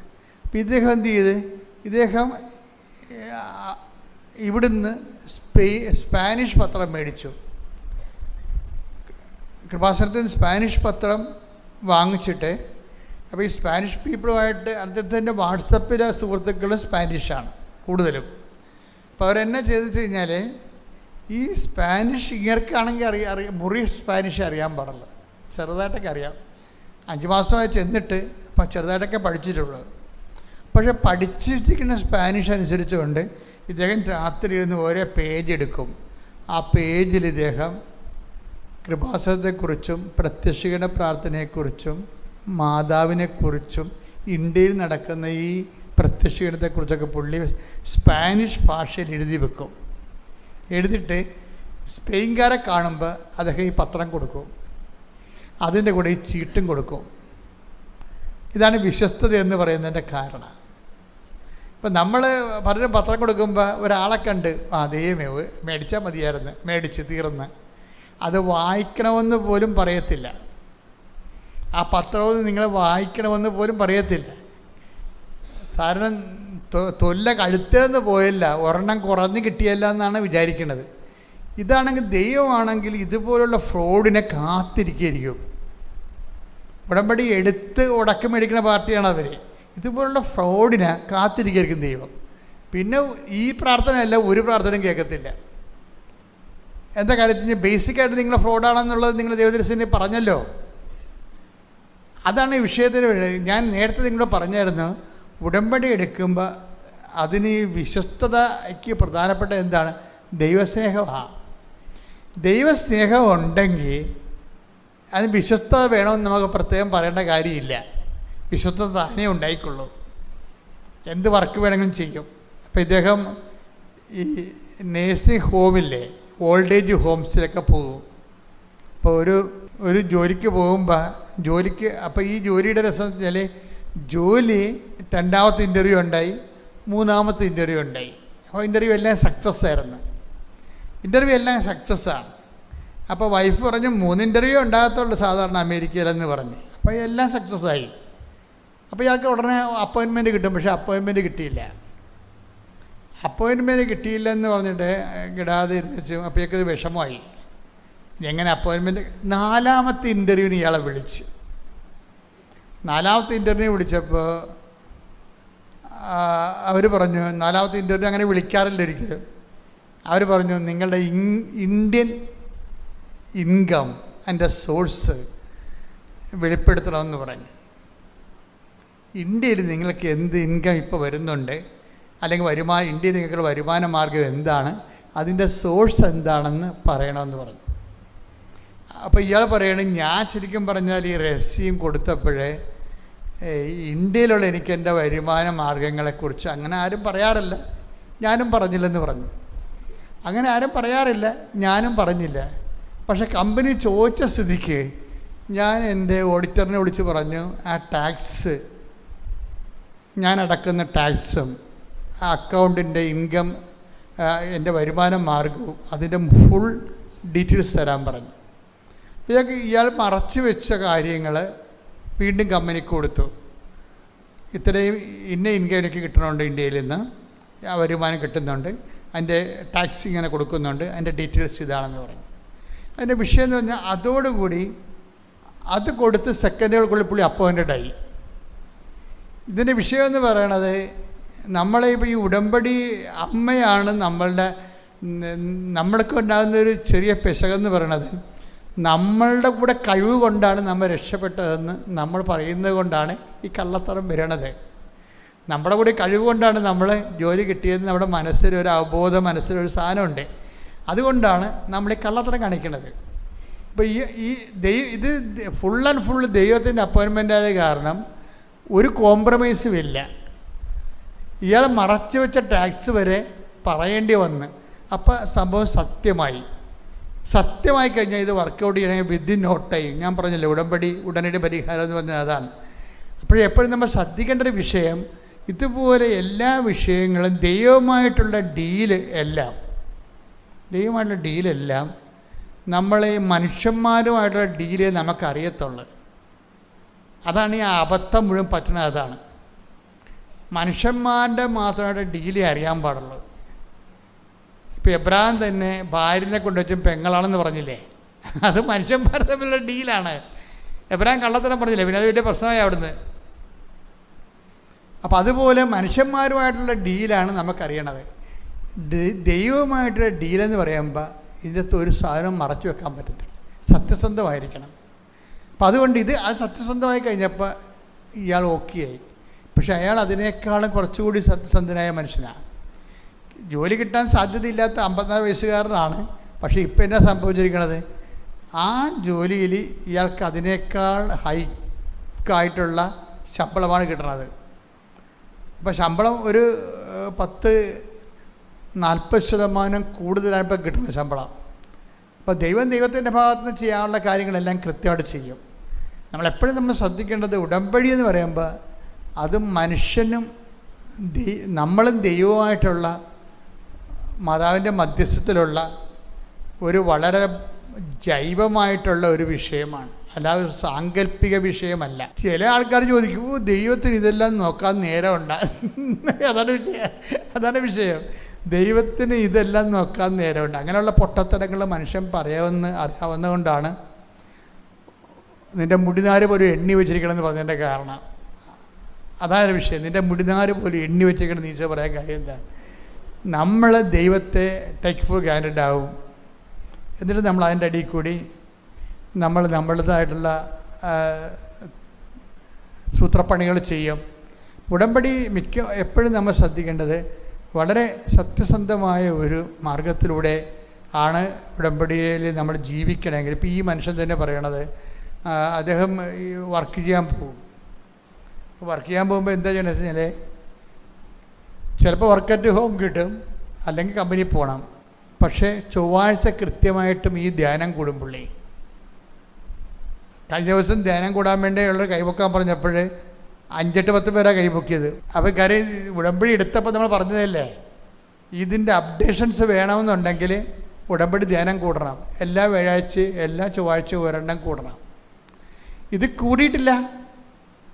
ഇത് കൂടാത്തത് കാരണം എപ്പോഴും വെച്ചാൽ അപ്പം തന്നെ ഉടമ്പടി ബ്രേക്കായില്ലേ. അത് എപ്പോഴും നമ്മൾ ശ്രദ്ധിക്കണം. കാരണം ദൈവത്തോട് പറഞ്ഞിട്ടുള്ള ഒരു കാര്യവും നമ്മൾ മറന്നു പോകരുത്. കാരണം നമ്മൾ മറന്നിട്ട് കാര്യമില്ല, ദൈവം അത് ഓർത്തിരിക്കും. അതനുസരിച്ച് കൊണ്ട് ഈ വിഷയം ടേക്കപ്പ് ചെയ്യാൻ വൈകും. ഇപ്പോൾ ഈ മനുഷ്യൻ എന്താണ്, ആതുര സേവനത്തിന് പോകണം. അപ്പോൾ ആതുര സേവനത്തിന് പോകുമ്പോൾ ആദ്യം അദ്ദേഹം കമ്പനി അയാളെ വിളിക്കണ മുമ്പ് ചെയ്തുകൊണ്ടിരുന്നത്, അയാൾ ആഴ്ചയിൽ ഒരു ദിവസം ആതുര സേവനത്തിന് പോകും. ഭക്ഷണം വാങ്ങിച്ച് ഭക്ഷണം ഇല്ലാത്തവർക്ക് കൊടുക്കാൻ വേണ്ടി ആലയങ്ങളിൽ പോകും. അപ്പോൾ അദ്ദേഹം പറയണ, എനിക്ക് വേണമെങ്കിൽ പോകാതിരിക്കാമായിരുന്നു. ആ സമയത്ത് എനിക്ക് ജോലിയില്ലല്ലോ. അപ്പോൾ എനിക്ക് വേണ്ട ഒരു കമ്പനിയിൽ ആ 3 മണിക്കൂർ ഉണ്ടെങ്കിൽ ഒരു ഇമെയിൽ ആപ്ലിക്കേഷൻ സെറ്റപ്പ് ചെയ്ത് പുട്ടപ്പ് ചെയ്ത് വിടാൻ പറ്റും. പക്ഷെ അതെടുക്കാതെ ആ 3 മണിക്കൂർ ആതുര സേവനത്തിന് പോകും. അപ്പോൾ ആ സാക്ഷ്യം കേട്ടപ്പോൾ എനിക്ക് മനസ്സിലായി, ഇത് കുറച്ച് കഴിയുമ്പോൾ ഇത് വർക്കൗട്ട് ചെയ്യുമെന്നുള്ളത്. അതായത് വിശ്വസ്തതയെന്ന് പറയുമ്പോൾ ഈ ഒരു വിഷയത്തിലെ വളരെ ഗുരുതരമായ ഒന്ന് പ്രാർത്ഥിച്ച മക്കളെ. കർത്താവായ ദൈവമേ, ഉടമ്പടി ജീവിതത്തിലെ അങ്ങയോട് കാണിക്കേണ്ട വിശ്വസ്തതയ്ക്ക് ആവശ്യമായ ദൈവസ്നേഹവും ദൈവസ്നേഹത്തിന് ഉപോത്ബലമായ ദൈവസ്നേഹം ഞങ്ങൾക്ക് നൽകണമേ. അപ്പോൾ ഇതൊരു ഉപോത്ബലമായ അഭിഷേകമാണ്. അപ്പോൾ ഇടയ്ക്കിടയ്ക്ക് നിങ്ങൾ ഈ അഭിഷേകത്തിന് വേണ്ടി പ്രാർത്ഥിക്കണം. ഉടമ്പടിയിൽ എപ്പോഴും ഞാൻ നിങ്ങളോട് പറയാം, അഭിഷേകം എന്ന് പറയുന്നത് വളരെ സീരിയസ് ആയിട്ടുള്ള കാര്യമാണ്. പോസിറ്റീവ് കാര്യങ്ങൾക്കാണ് അനുഗ്രഹമുള്ളത്, നെഗറ്റീവ് കാര്യങ്ങൾക്ക് വേണ്ടത് അഭിഷേകമാണ്. പോസിറ്റീവ് കാര്യങ്ങൾക്കാണ് നമുക്ക് ഈ അനുഗ്രഹം മാത്രമല്ലേ അറിയത്തുള്ളൂ. അത് നമ്മൾ എപ്പോഴും ദൈവത്തോട് അനുഗ്രഹമേ ചോദിക്കത്തുള്ളൂ. പക്ഷേ ജീവിതം അങ്ങനെ അല്ല. ജീവിതം ഇപ്പോൾ രാത്രിയാകാൻ പോവുകയാണ്. ഈ രാത്രി മുഴുവൻ കഴിഞ്ഞാൽ പിന്നെ പകൽ വരും ഇല്ലേ? ഇപ്പം ജീവിതത്തിൽ പോസിറ്റീവായിട്ടുള്ള കാലം മാത്രമല്ല, പ്രകാശകാലം മാത്രമല്ല, ഇരുട്ടിൻ്റെ കാലവും ഉണ്ടാകും. മിക്സ് ചെയ്താൽ ഇത് വരണത്. അപ്പോൾ നമ്മളെ സംബന്ധിച്ചിടത്തോളം പോസിറ്റീവായിട്ടുള്ള കാര്യം, ഇപ്പം ജോലി കിട്ടണം. ജോലി എന്താണ്? അനുഗ്രഹമല്ലേ? അല്ലേ? അനുഗ്രഹമല്ലേ? മകളുടെ കല്യാണം നടക്കണം, അതെന്താണ്? അനുഗ്രഹമല്ലേ? Physical favours. നിങ്ങൾക്ക് നല്ല പരീക്ഷ എഴുതിക്കൊണ്ടിരിക്കുന്ന കുഞ്ഞുങ്ങൾ, അവർക്ക് നല്ല മാർക്ക് കിട്ടണം, അത് അനുഗ്രഹമല്ലേ? അപ്പോൾ ഇതെല്ലാം അനുഗ്രഹമാണ്. ഇനി വീടിൻ്റെ ജപ്തി മാറണം, അല്ലെങ്കിൽ വീട് വെക്കാനുള്ള ലോൺ കിട്ടണം. അതൊക്കെ ഇപ്പോൾ ലോൺ കിട്ടണമെന്ന് പറയുമ്പോൾ നിങ്ങൾക്ക് ഇതൊക്കെ പ്രാർത്ഥിക്കേണ്ട വിഷയമാണ്. പക്ഷേ വീടില്ലാതെ ഒന്ന് ജീവിച്ച് നോക്കണം, വരും അറിയും. വീടില്ലാതെ ജീവിച്ച് നോക്കണം. പണ്ട് ഇപ്പോഴത്തെ അപ്പന്മാരൊക്കെ ജീവിച്ചിരുന്ന പണ്ടത്തെ പെരകൾ, നമ്മൾ ചോറ് തിന്നുമ്പോൾ മുകളിൽ നിന്ന് വെള്ളം വീഴുമായിരുന്നു ചോറ്റുപാത്രത്തിൽ. അവിടെയൊക്കെ മക്കളാണ് ഇന്ന് രസപ്പെട്ട് അവരുടെ വേദനയും കഷ്ടപ്പാടും കൊണ്ടാണ് ഇന്ന് അപ്പന്മാർക്കൊക്കെ ഒരു മണ്ടത്തരം തോന്നി, ഞങ്ങൾ അനുഭവിച്ചു, ഞങ്ങളുടെ മക്കൾ അനുഭവിക്കരുതെന്ന്. അങ്ങനെയല്ലേ? അങ്ങനെ എല്ലാവരും പറയണത്, ഞങ്ങൾ അനുഭവിച്ചു, ഞങ്ങളുടെ മക്കൾ അനുഭവിക്കരുത്. പക്ഷേ മക്കൾ അനുഭവിക്കണേ, മക്കൾ നമ്മളനുഭവിപ്പിക്കുന്നുണ്ട് ഇപ്പം. അതാണ് വിഷയം. നമ്മൾ ആത്മാർത്ഥമായിട്ട് ഞങ്ങൾ അനുഭവിച്ചു, ഞങ്ങളുടെ മക്കൾ അനുഭവിക്കരുത്. ഇപ്പം എന്ത് ചെയ്ത് മക്കൾ തിരിച്ച് നമ്മളനുഭവിപ്പിക്കുന്നുണ്ട്. കാര്യം അവർക്ക് ചക്കി കുത്തി പത്താഴം പെറ്റു, ചക്കി കുത്തി അമ്മ വെച്ചു, ഞാനുണ്ടെന്ന് പറയത്തില്ലേ? അതാണ് ഞാനുണ്ട്. എങ്ങനെ ഉണ്ട്? അത് പത്താഴം പെറ്റെന്ന്. പത്താഴം പ്രസവിക്കണമെങ്കിൽ എന്തെല്ലാം പാടാരെങ്കിൽ ആ ചെള്ളയിൽ കിടന്നും വെയിലത്ത് കിടന്നും മഴയത്ത് കിടന്നൊക്കെ പണിയെടുക്കണ പത്താഴം പ്രസവിക്കത്തില്ല. അപ്പോൾ ഈ കഷ്ടപ്പാടൊന്നും ഇല്ലാതെ നിങ്ങൾ മക്കളെ വളർത്തിക്കൊണ്ട് വരും. മക്കൾക്ക് ഒന്നും അറിയാൻ പറ്റത്തില്ല. അപ്പോൾ സ്വാഭാവികമായിട്ടും അപ്പോൾ അവർ നമ്മളോട്, അവർക്ക് 10-17 വയസ്സാകുമ്പോൾ പറയും, അതിന് അമ്മയും അപ്പനും കഷ്ടപ്പെട്ട് ഞങ്ങളെന്ത് ചെയ്യണമെന്ന് ചോദിക്കും. അവർ തിരിച്ചു ചോദിക്കും. അതെല്ലാം അവർ ചോദിക്കുന്നുണ്ടല്ലോ ഇപ്പോൾ. അതിന് അമ്മയും അപ്പയും കഷ്ടപ്പെട്ട് നിങ്ങളുടെ കയ്യിരിപ്പ് കൊണ്ടാണ്, അത് ഞങ്ങളെന്ത് ചെയ്യും? ഞങ്ങളുടെ കാലത്ത് ഈ പ്രശ്നമൊന്നും ഇല്ലല്ലോ, ഞങ്ങൾ ജനിച്ച് കുടുംബത്തിന് ഐശ്വര്യം ഉണ്ടായിരുന്നു. അതാണ് വിഷയം. അവർ നമ്മളെ പറയാൻ പോലും അനുവദിക്കത്തില്ല. മക്കളെ പറയാൻ പോലും അനുവദിക്കത്തില്ല. കാര്യം അവർക്ക് നിങ്ങൾ ചോദിക്കണതെല്ലാം കൊടുത്തു. പെമ്മക്കളാണെങ്കിൽ പെമ്മക്കളെ മുഴുവൻ ചീത്തയാക്കിയിരിക്കണ ആരാണ് ചീത്തയാക്കണത്? അമ്മമാരല്ല, അപ്പന്മാർ ചീത്തയാക്കണം. പെമ്മക്കളെ മുഴുവൻ ചീത്തയാക്കി കളഞ്ഞതും പെമ്മക്കൾ ഇന്ന് കാണിക്കുന്ന എല്ലാ കോപ്പറേറ്റത്തിന് പിന്നിലും അപ്പന്മാരുണ്ട്. നമ്മളെങ്ങനെ സ്റ്റാൻഡേ പിടിച്ചാലും അപ്പൻ വേറെ ഒരു വഴി ഉണ്ടാക്കിയിട്ട് അവർ സപ്പോർട്ട് ചെയ്യും. അവരതിന് വലുതായി കഴിഞ്ഞാൽ ഇത് തന്നെ ഇരിക്കും അവസ്ഥ. അപ്പന്മാർ കാണിക്കുന്ന ക്രിമിനലിസം ഭയങ്കരമാണ് ഈ പെമ്മക്കളുടെ വിഷയത്തിൽ. അമ്മ സ്റ്റാൻഡേ പിടിക്കും. കാര്യം അമ്മ ഇവരുടെ സ്വഭാവങ്ങളെല്ലാം അറിയാമല്ലോ. അപ്പം അതുകൊണ്ട് ഞാനിങ്ങനെ നിങ്ങളെ മോശമായിട്ടും നന്മയായിട്ടും പറയുകയല്ല. ഇങ്ങനെ എന്തെങ്കിലും വിഷയങ്ങളൊക്കെ ഉണ്ടെങ്കിൽ നിങ്ങളല്ലൽ അനുഭവിക്കുമ്പോൾ നിങ്ങളുടെ മക്കളും അല്ലൽ അനുഭവിക്കുന്ന രീതിയിൽ അവരത് നമ്മൾ ഒരുമിച്ച് സഹിച്ചു പോകണം. അല്ല അവരൊന്നും അറിയിക്കാതെ നിങ്ങൾ നടന്നൊരു കാര്യമില്ല. ശരിക്കും അവരൊന്നും അറിയിക്കാതിരുന്നൊരു കാര്യമില്ല. അവരറിയിക്കണം, അവരറിയണം. ശ്രദ്ധിക്കട്ടെ. ഹല്ലേലൂയ.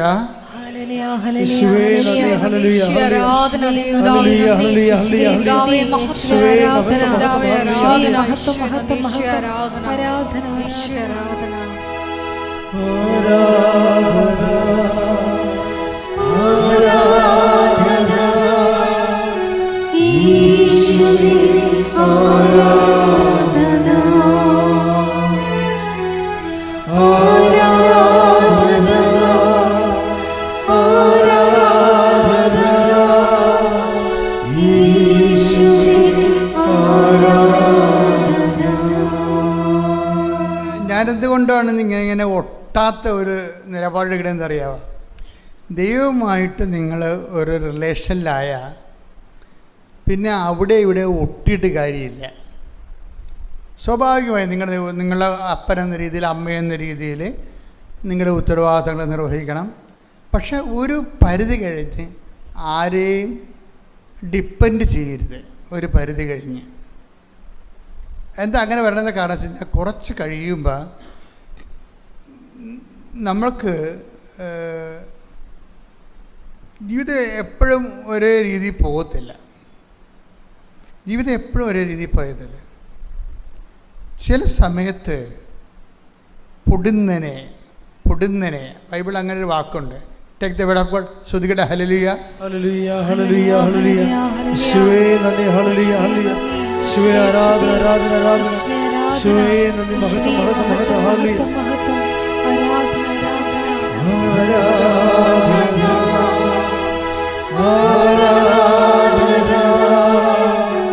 യേശുവേ ആരാധന. മത്തായി 24:29. മത്തായി 24:29. അക്കാലത്തെ പീഡനങ്ങൾക്ക് ശേഷം പൊടുന്നനെ സൂര്യൻ ഇരുണ്ടുപോകും, ചന്ദ്രൻ പ്രകാശം തരികയില്ല, നക്ഷത്രങ്ങൾ ആകാശത്തിൽ നിന്ന് നിപതിക്കും, ആകാശശക്തികൾ ഇളകുകയും ചെയ്യും. ഇതിൻ്റെ വിഷയം എന്ന് വെച്ച് കഴിഞ്ഞാൽ, ഇന്ന് ഞാൻ സ്റ്റുഡിയോയിൽ ഡെയിലി ബ്രെഡ് ചെയ്തുകൊണ്ടിരിക്കുന്ന സമയത്താണ് കർത്താവ് ഈ പൊടുന്നനെ എന്നുള്ള വാക്ക് പറയണത്. അതൊക്കെ മുമ്പ് ഞാൻ പറഞ്ഞ് നിങ്ങൾ കേട്ടിട്ടില്ലല്ലോ, ഞാൻ പറഞ്ഞിട്ടില്ല, എനിക്കറിയത്തില്ല. ലൈഫ് എപ്പോഴും ഒരേ രീതിയിൽ പോകത്തില്ല. നമുക്ക് തോന്നും ഇങ്ങനെ നമ്മളിങ്ങനെ ശാന്തമായി ഇങ്ങനെ പോകും, ഇതിങ്ങനെ മരണം വരെ പോയിക്കൊള്ളും എന്ന് നമുക്ക് തോന്നും. അങ്ങനെയല്ല, പെട്ടെന്ന് ആകസ്മിക ട്വിസ്റ്റിംഗ് ഉണ്ടാവില്ല. അതാണ് പൊടുന്നനെ എന്ന് പറഞ്ഞത്. പൊടുന്നനെ വാക്ക് അവിടെ ഉപയോഗിക്കേണ്ട കാര്യമില്ല. പക്ഷേ മനുഷ്യൻ്റെ ജീവിതത്തിൽ അതുള്ളത് കാരണമാണ് ഈ പൊടുന്നനെ എന്ന് വാക്ക് വരണത്. നമ്മൾ എപ്പോഴും ഒരു പ്രീസപ്പോസ് ചെയ്യണം. ജീവിതം ഇപ്പം സ്മൂത്താണെങ്കിലും നാളെ അത് സ്മൂത്ത് ആകത്തില്ല. ജീവിതം ഇപ്പം സ്മൂത്താണ്, ഓക്കെ, നാളെ സ്മൂത്താകണമെന്നൊരു നിർബന്ധമില്ല. അപ്പം നാളെ സ്മൂത്താകാത്തത് പൊടുന്നനെ ആയിരിക്കും സംഭവിക്കണത്. പക്ഷെ പൊടുന്നനെ ആണ് സംഭവിക്കുന്നത്. ഇപ്പം നമുക്കൊരു ബമ്പുണ്ട്, ഒരു ഹമ്പുണ്ട് റോഡിലൂടെ പോകുമ്പോൾ. ആരാണ് ബമ്പെ ഇടിച്ച് തെറിച്ച് പോകുന്നത്? ആരാണ്? വല്ല തൃശ്ശൂർക്കാരും കാസർഗോഡുകാരും ആലപ്പുഴക്കാരും തിരിക്കത്തില്ല. ആലപ്പുഴത്തെ ബമ്പെ തിരിക്കുക ഇല്ല. നമ്മൾ തൃശ്ശൂർ വടക്കാഞ്ചേരിയും ചെല്ലുമ്പോൾ നമ്മൾ ബമ്പ് വരുമ്പോൾ പടയെന്ന് തെറിച്ചു പോരുന്നത്. എന്താ കാര്യം? നമുക്കവിടെ എവിടെയാണ് ബമ്പെന്ന് അറിയത്തില്ല. അപ്പോൾ നമ്മൾ സാധാരണ റോഡ് പോലെ ഇങ്ങനെ കിടക്കണ കാരണം ഫ്ലാറ്റായിട്ട് ഓടിച്ചു പോകും. പെട്ടെന്നൊരു ബമ്പ് വരും, ചിലപ്പോൾ മാർക്ക് പോലും ചെയ്ത് കാണത്തില്ല. പെട്ടെന്നായിരിക്കും നമുക്ക് ട്വിസ്റ്റിംഗ് ഉണ്ടാകും ചിലപ്പോൾ. അപ്പം ഒരു മുന്നറിവ് എപ്പോഴും ഉണ്ടാകുന്ന നല്ലതാണ്. അതാണ് ഈ ബംബെ ഹെഡ് എന്നൊക്കെ എഴുതി വെക്കുന്നത്. ബംബെ ഹെഡ്, അതായത് പമ്പ് ഇങ്ങനെ ഉയർന്ന സ്ഥലം സ്കൂളൊക്കെ ഉള്ളത് കാരണം സ്ലോ ഡൗൺ ചെയ്യാൻ വേണ്ടി മുമ്പിൽ ബമ്പുണ്ടെന്നാണ് ഈ പറയണത്. അല്ലെങ്കിൽ കുഴിച്ചിട്ടേക്കും ഹമ്പെന്നും പറഞ്ഞ്. അതെ, പക്ഷേ നമ്മൾക്ക് ട്രാഫിക്കിൽ കാണിക്കും നമ്മൾ മുമ്പിൽ അതുണ്ടെന്ന്. പക്ഷേ ജീവിതത്തിൽ അതുപോലെ ട്രാഫിക് സൈനൊന്നും ഇല്ല.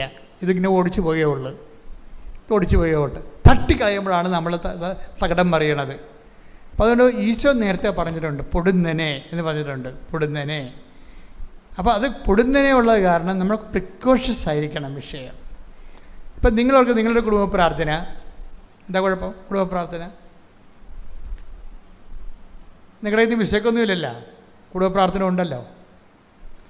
ഞായറാഴ്ച കുർബാന, കുമ്പസാരം, അതെല്ലാം ഉണ്ടല്ലോ, കുഴപ്പമില്ല. നമ്മളിങ്ങനെ മക്കളെ പ്രാർത്ഥിക്കണില്ലേ? ഉണ്ട്, മക്കളും പ്രാർത്ഥിക്കുന്നുണ്ട്. അപ്പം നമ്മൾ ഓക്കെ ആണെന്ന് വിചാരിക്കും. പക്ഷേ ഒരു പ്രശ്നം വെച്ച് കഴിഞ്ഞാൽ ഇപ്പം പ്രധാനമന്ത്രി എന്താ വിളിച്ച് പറഞ്ഞത്?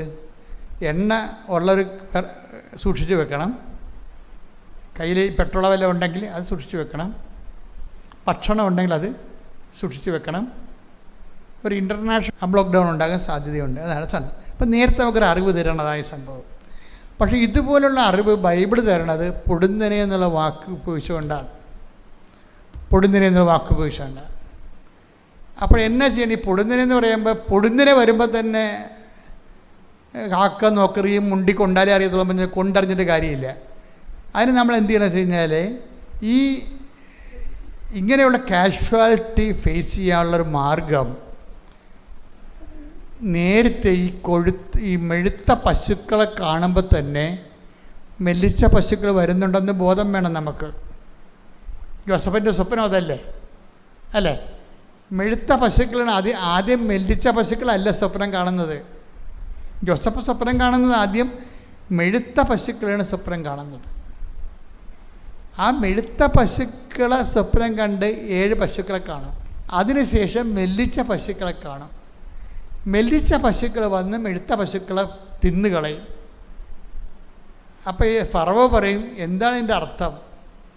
അപ്പോൾ അവർ പറയും, സ്വപ്നക്കാരൻ ഒരു ജോസഫ് ഒരുത്തനുണ്ട്, അതിനോട് ചെന്ന അങ്ങനെ വിളിപ്പിച്ച കാര്യം പറയും.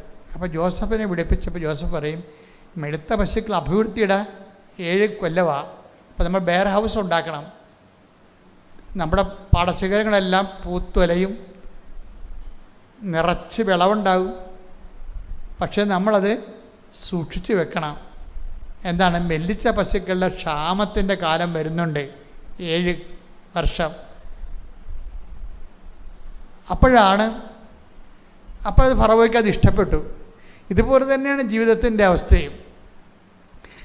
സ്മൂത്തായിട്ട് പോകുമ്പോൾ നമ്മൾ എക്സ്ട്രാ വർക്ക് ചെയ്തിട്ട്, അതാണ് വിശേഷ വിദ്യയായി നിങ്ങൾ എന്താണ് ചെയ്യുന്നത്? അല്ല, ടേക്ക് ദ ബെഡ് ഓഫ് ശ്രുതികട ഹല്ലേലൂയ ഹല്ലേലൂയ ഹല്ലേലൂയ ഹല്ലേലൂയ.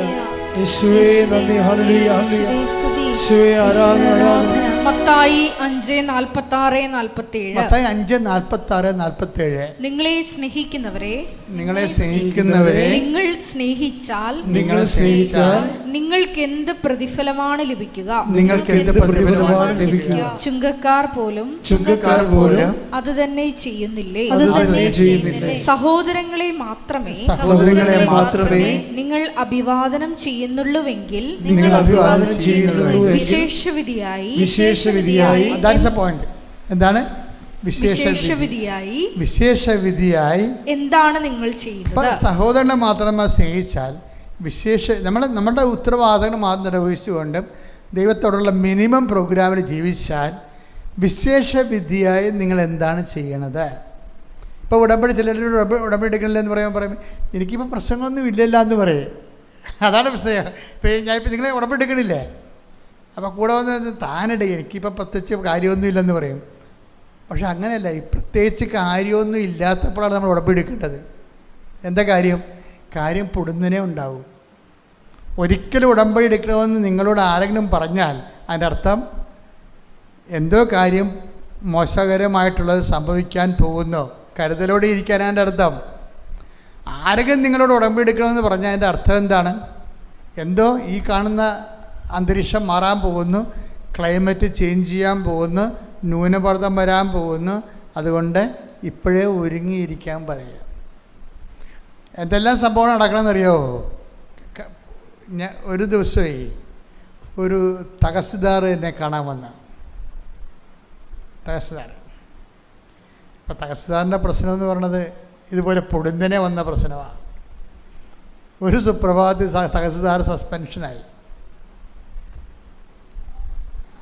അപ്പോഴേ സസ്പെൻഷൻ്റെ പ്രശ്നം എന്ന് വെച്ച് കഴിഞ്ഞാൽ, സസ്പെൻഷൻ കിട്ടാനുള്ള കാരണം അത് നിങ്ങൾ അറിയണമല്ലാണ്, കൈക്കൂലി വാങ്ങിക്കുന്നില്ലെന്നും ഞാൻ സസ്പെൻഡായത്. കൈക്കൂലി മേടിക്കണില്ല എന്ന് വെച്ച് കഴിഞ്ഞാൽ ഇയാളുടെ ഒരു രീതി എന്ന് പറയണത്, ഒരു യൂണിയനിലും ഇല്ല കക്ഷി ഒരു യൂണിയനിലും ഇല്ല. യൂണിയനില്ലാതെ ഒരുമാതിരിപ്പെട്ടവർക്ക് ഗവൺമെൻറ്റിൽ വർക്ക് ചെയ്യാൻ പറ്റത്തില്ല.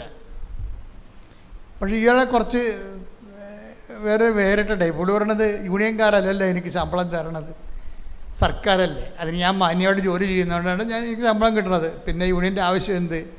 ആ രീതിയിൽ പുള്ളിക്കാരൻ യൂണിയനിലുമില്ല. പിന്നെ വേറൊരു പ്രസവമൊക്കെ പുള്ളി ചെയ്യും. പുള്ളി ചെയ്യുന്ന പ്രസവം എന്ന് പറയണത് ഈ ബന്ദ്, അതുപോലെ തന്നെ ഹർത്താൽ. ഇപ്പോഴല്ലേ ഈ ബന്ധമൊക്കെ കുറഞ്ഞത്, അന്ന് മുട്ടിന് ഹർത്താലായിരുന്നു ഈ മനുഷ്യൻ എൻ്റെ അടുത്ത് വരുമ്പോൾ.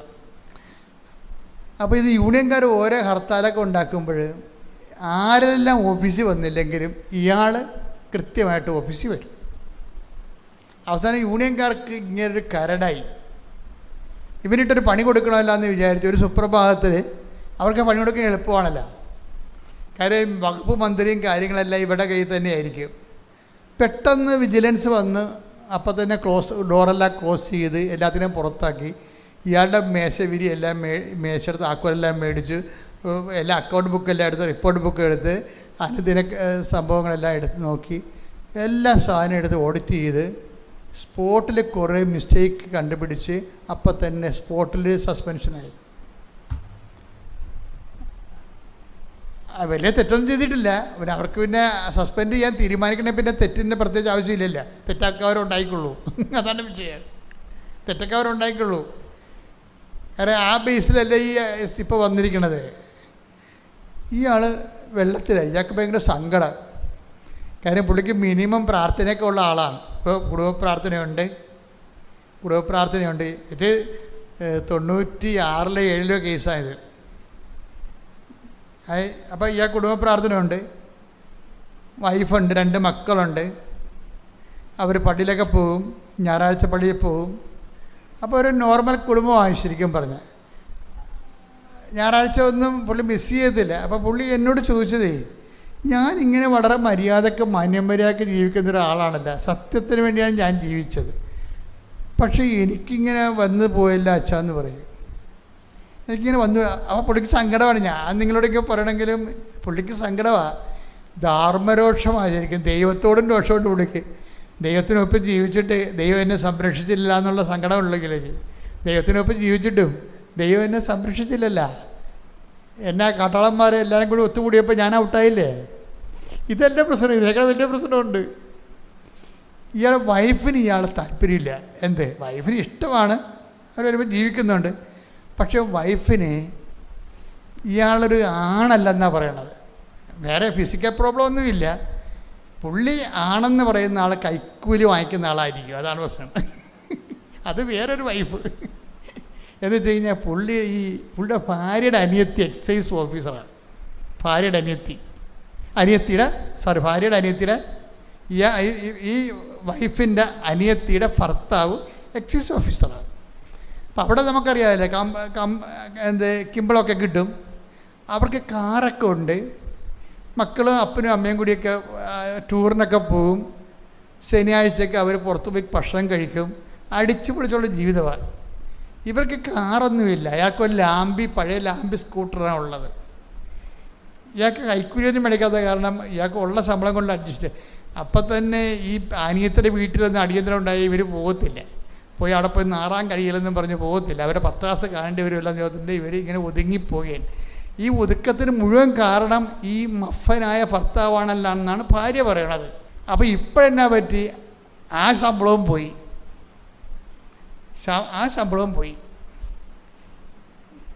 അപ്പോൾ ഇങ്ങനെ വീട്ടിൽ ഒരു വരുവൊക്കെ ഇടായി. അപ്പോൾ പിന്നെ പുള്ളിക്ക് വൈഫിനൊരു അവസരം കിട്ടി.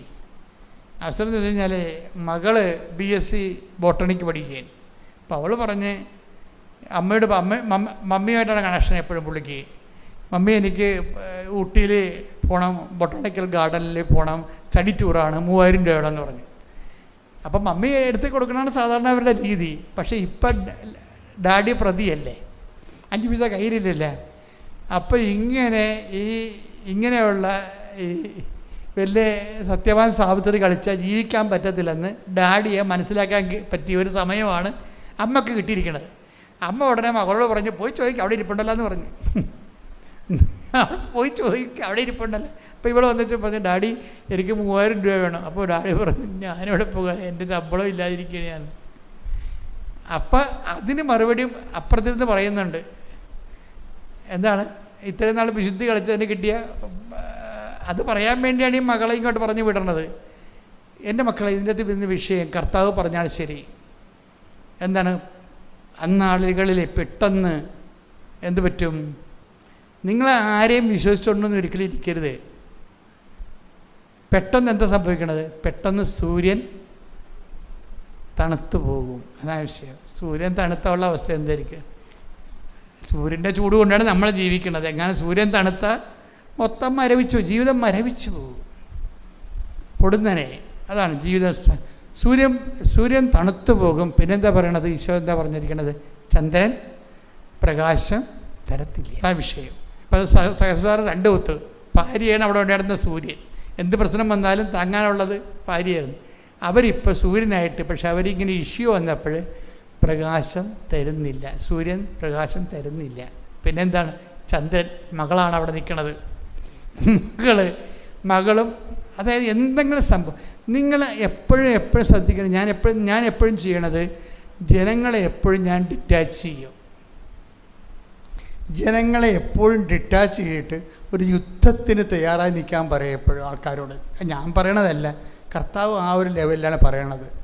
അറ്റാച്ച് ചെയ്യുന്നവരോട് എപ്പോഴും പറയുന്നത് നിങ്ങൾ ഡിറ്റാച്ച് ആയിരിക്കണം, പണി ഏത് സമയത്തും വരുന്നുണ്ടെന്ന് പറയും. എന്താ കാര്യമെന്ന് വെച്ച് കഴിഞ്ഞാൽ അതിൻ്റെ കാരണം അമിതമായി നിങ്ങൾ ആരെയും ആശ്രയിക്കരുത്. ഇനി ആരെയെങ്കിലും, അതുകൊണ്ടാണ് ഞാൻ ലവ് മാരേജിനൊക്കെ ഞാൻ അത്ര കണ്ട് അനുകൂലമുള്ള ആളല്ല. ചില പെട്ടുപോയാൽ ഞാൻ അവരെ സംരക്ഷിക്കുകയും ചെയ്യും. പക്ഷെ എന്നാലും ഇതിനകത്ത് വരുന്നൊരു വിഷയം, ഈ അഫയർ ലെവലിൽ ദൈവം ഒരു കക്ഷിയല്ല. അതാണ് പ്രശ്നം. ദൈവം ഒരു കക്ഷിയല്ല. ഇവരാണെങ്കിലും വേറെ ഒരു സങ്കല്പ ലോകത്താണ് ജീവിക്കുന്നത്. നമുക്ക് ആ സങ്കല്പത്തിലും ദൈവമൊന്നുമില്ല. അവരുടെ ഇനി ദൈവം വേണമെങ്കിൽ അവരുടെ കാര്യം നടത്തി കൊടുത്താൽ മാത്രമേ ദൈവത്തിന് അവിടെ നിൽക്കാൻ പറ്റത്തുള്ളൂ. കാരണം അങ്ങനെ ഒരു വല്ലാത്തൊരു മോഹവലയത്തിൽ ചെന്ന് ആൾക്കാർ ചെന്ന് ചാടും.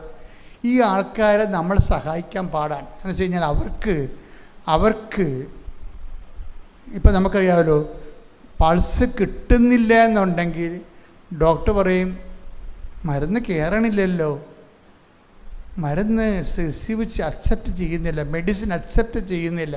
ഇപ്പോൾ ഡോക്ടർ MBBS MD FRCP എന്നൊക്കെ പറഞ്ഞാലും പേഷ്യൻ്റ് മരുന്ന് അക്സെപ്റ്റ് ചെയ്തില്ലെങ്കിൽ ഡോക്ടറിനൊന്നും ചെയ്യാൻ പറ്റത്തില്ല. ആ സാധനം ഊരി മേശപ്പുറത്ത് വെച്ചിട്ട് ഇങ്ങനെ ഇരിക്കാനേ പറ്റത്തുള്ളൂ. അതാണ് എൻ്റെ വിഷയം. അപ്പം മരുന്ന് അപ്പം ഡോക്ടറിന് പോലെ തന്നെ പ്രധാനപ്പെട്ടതാണ് പേഴ്സൺ, വ്യക്തി.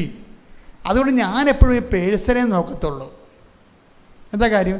പേഴ്സൺ ദൈവത്തിൻ്റെ കൃപ ആർജിക്കാൻ റെഡിയാണെന്ന് നോക്കും. എനിക്കത് പറ്റത്തില്ല, ഈ ജന്മത്തിൽ ഇവളെ കൊണ്ട് കർത്താവുമായിട്ട് കമ്മ്യൂണിക്കേറ്റ് ചെയ്യാൻ പറ്റത്തില്ലെന്നെങ്കിൽ ഞാൻ ചാപ്റ്റർ ക്ലോസ് ചെയ്തിട്ട് എൻ്റെ സമയം ഞാൻ വേസ്റ്റ് ചെയ്യത്തില്ല, ഞാൻ വിഡ്രോ ചെയ്ത് കളയും.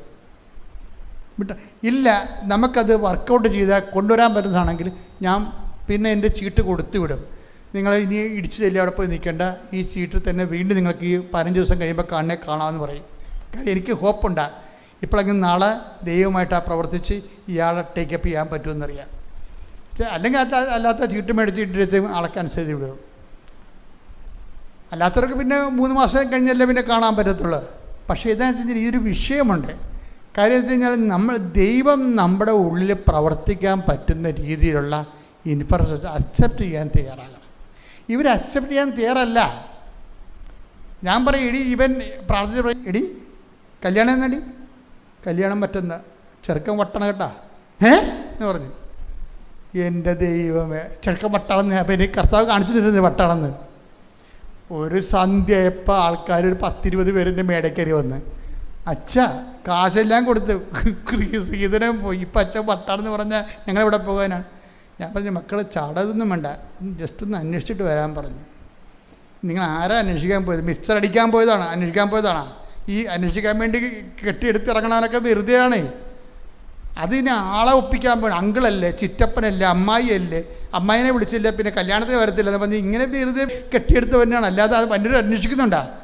ഒരു മനുഷ്യനും അന്വേഷിക്കില്ല. അതിൻ്റെ വേറെപ്പെട്ട അന്വേഷിക്കണ്ടേ? അതിനെല്ലാം ഉത്തരവാദിത്തപ്പെട്ട ഇവരെ വിടണം നമ്മളെ. ചെന്നപ്പോഴും എന്താണ്, പക്ക വട്ടാണ്. ഇപ്പം കുഴപ്പമില്ല, പക്ഷേ വട്ട ഏത് സമയത്തും വരുമെന്ന് പറഞ്ഞു. അതാണ് അവസാനം. പിന്നെ ആ കാശെല്ലാം തിരിച്ച് മേടിച്ച് ആ സാധനം അതായത് ചില സമയത്ത് അതിപ്പോൾ ഇത് അറേഞ്ച്ഡ് മാരേജ്, ഇത് പ്രണയ വിവാഹമാണെങ്കിൽ ഞാൻ വട്ടാണെന്ന് പറഞ്ഞാൽ അവൾ പറയും അച്ഛനെയാണ് വട്ടെന്ന് പറയും. അതാണ് വിഷയം. ഇതിൻ്റെ അകത്ത് വരുന്നൊരു വിഷയം. അവർ മാറത്തില്ല, അത് മാറത്തില്ല. അവിടെ എന്താ പ്രോബ്ലം വെച്ച് കഴിഞ്ഞാൽ അവിടെ ദൈവത്തിന് സ്പേസ് ഇല്ല. അതാണ് അതിൻ്റെ അകത്തൊരു കുഴപ്പം. അതുകൊണ്ട് ഈ കേസൊന്നും ഞാൻ എടുക്കത്തില്ല. ദൈവത്തിന് സ്പേസ് ഇല്ല, ഞാനെന്തിനാണ് ഇത് 40 വർഷമായി ഇപ്പം സംഭവിച്ചിട്ടാണ് നടക്കുന്നത്. പരമാവധി എല്ലായിടത്തും ഇതിട്ടാണ് നടക്കുന്നത്. എന്താ ഞാൻ അച്ഛനാണെന്നുള്ളത് ഞാൻ തന്നെ അംഗീകരിച്ച് മറ്റുള്ളവരെ കൊണ്ടും അംഗീകരിപ്പിച്ച് നടക്കുക. എന്താണ് ഇതൊരു ശുശ്രൂഷ ജീവിതമാണ്. ആ തുണിയില്ലാതെ കുറിച്ച് കിടക്കണവന് വേണ്ടി ചെയ്തിരിക്കുന്ന ഒരു ജീവിത സമർപ്പണമാണത്. എനിക്ക് നല്ല അഭിമാനമുണ്ട്. അപ്പോൾ അവന് ഇതുകൊണ്ട് പ്രയോജനമില്ലെങ്കിൽ why should I waste my time? അവനിതുകൊണ്ട് പ്രയോജനമില്ല, ഞാൻ മനുഷ്യന്മാരെ നോക്കത്തില്ല. കർത്താവിന് ഇതുകൊണ്ട് പ്രയോജനമുണ്ടോ എന്ന് ഞാൻ നോക്കും. അതാണല്ലോ കർത്താവിൻ്റെ കൂടെ നിൽക്കുന്നതിൻ്റെ കാരണം.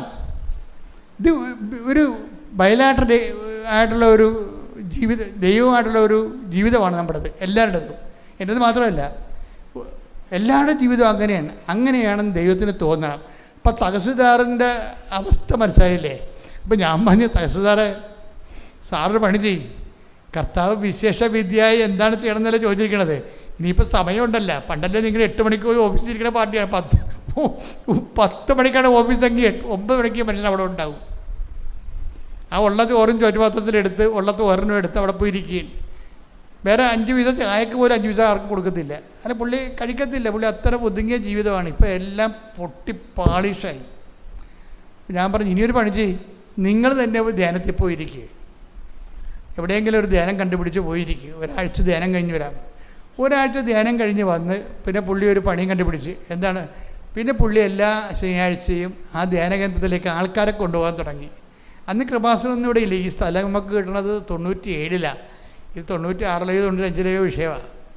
അപ്പോൾ ഈ മനുഷ്യൻ എക്സ്ട്രാ വർക്ക് ചെയ്യാൻ തുടങ്ങി.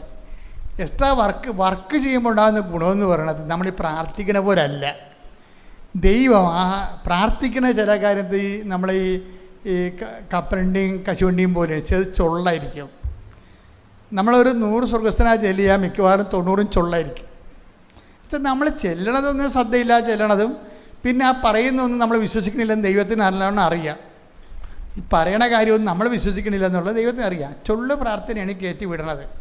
അതുകൊണ്ട് നല്ല ശരിക്കും റിജക്ഷൻ ഉണ്ട് അതിൻ്റെ സ്ഥാനം. പക്ഷേ ഈ പ്രവർത്തനം വന്ന അതിൻ്റെ അകത്ത് ചൊല്ലില്ല. ഈ മനുഷ്യൻ ചെയ്യുന്ന മൊത്തം സത്യമാണല്ല. കുറേ മനുഷ്യർ ഈ മനുഷ്യൻ വഴി രക്ഷപ്പെടാൻ തുടങ്ങി.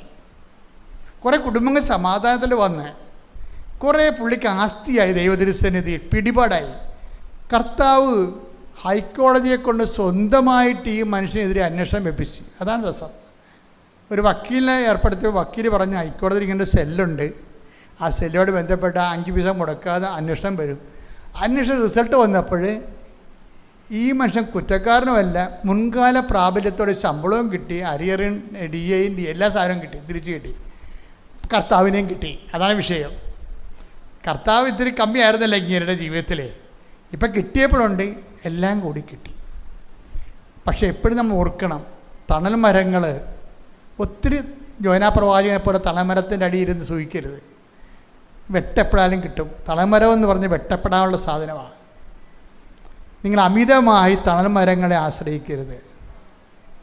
ബൈബിൾ നമുക്ക് നൽകുന്നൊരു പാഠമാണ്. അന്ന് ശൂന്യത ഓരിയിടുന്ന സ്ഥലത്ത് ഞാൻ നിന്നെ കണ്ടെത്തിയെന്നാണ് പറയണത്. കാര്യം നീ സത്യസന്ധ. ഇപ്പോൾ ഈ തഹസിൽദാർ ജീവിതത്തിൽ അദ്ദേഹം സത്യസന്ധനായിരുന്നു. അതുകൊണ്ടാണ് ആ മനുഷ്യനെ ഈ ശൂന്യത ഓരിയിടുന്ന സ്ഥലത്ത് ദൈവം കണ്ടെത്തിയത്. ഈ സത്യസന്ധതയും തട്ടിപ്പൊന്നുമില്ല, ആ വൃത്തിമനയൊന്നും ഇല്ലാണ്ട് ജീവിക്കണമെങ്കിൽ ആ ആളെ ലീവ് ചെയ്താൽ ദൈവത്തിന് പ്രശ്നമൊന്നുമില്ല. അതുകൊണ്ട് ഏറ്റവും പിടിച്ചു നിൽക്കുന്നവനെന്ന് പറയണത്, ദൈവതിരുസന്നിധി പിടിച്ചു നിൽക്കാൻ നല്ല ശരിക്കും പാടാണ്.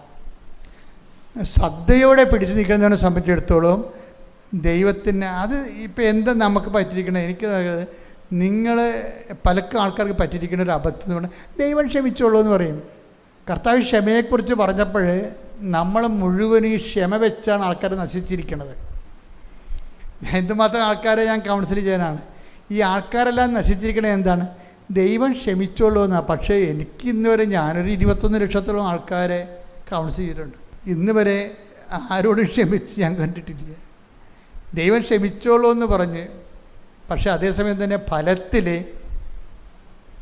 അവരവർ ചെയ്യുന്ന വിഷയങ്ങൾ തെറ്റ് ചെയ്യുന്നവൻ ശിക്ഷ മേടിക്കും. ആ കാര്യത്തിൽ മുഖം നോട്ടമില്ല. കൊളോസ്യൻസിൻ്റെ 3:25 അപ്പോൾ ഈ ഒരു വചനം മാത്രം കേട്ടുകൊണ്ട് നമ്മൾ അവിശുദ്ധമായ ജീവിതത്തിന് ലൈസൻസ് ആണെന്ന് വിചാരിക്കരുത്.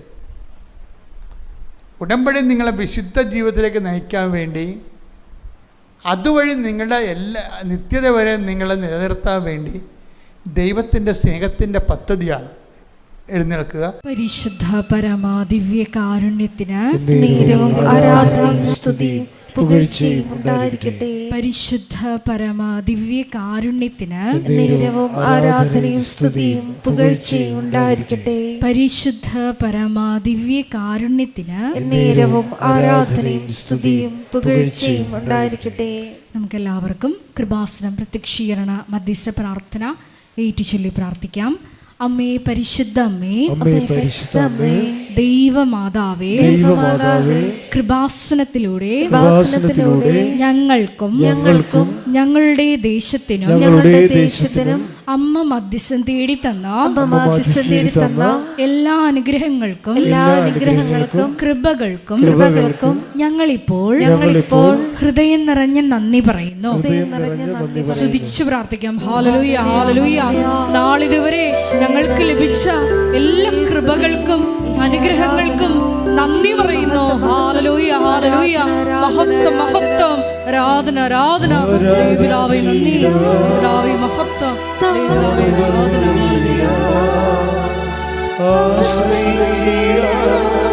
ദിവ്യകാരുണ്യത്തെ ആരാധിച്ചിടാം,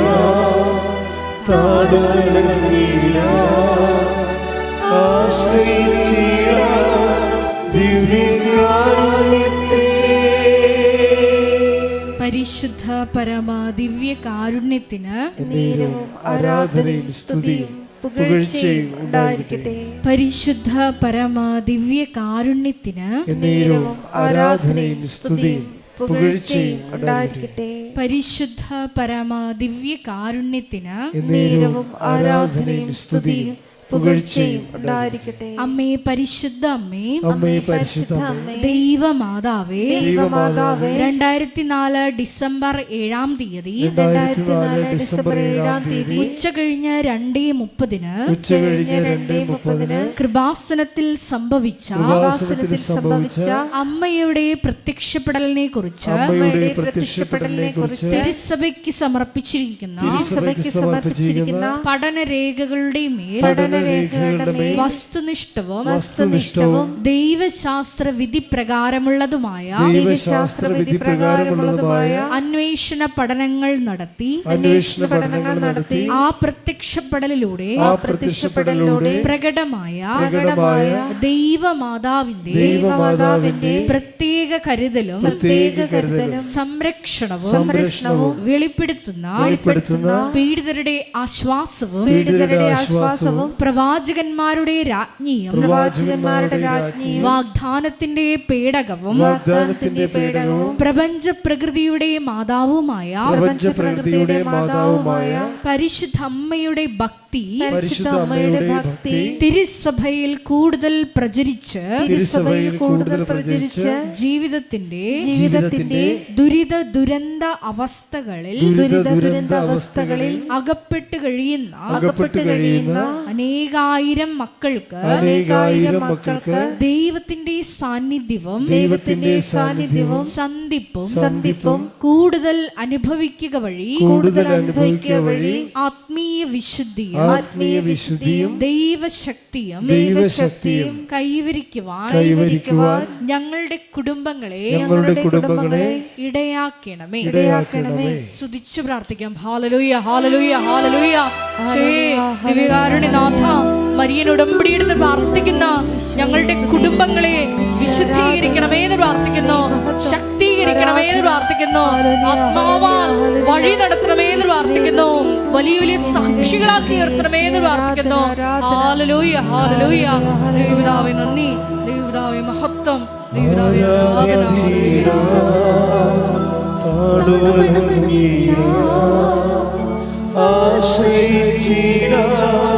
ദിവ്യകാരുണ്യത്തെ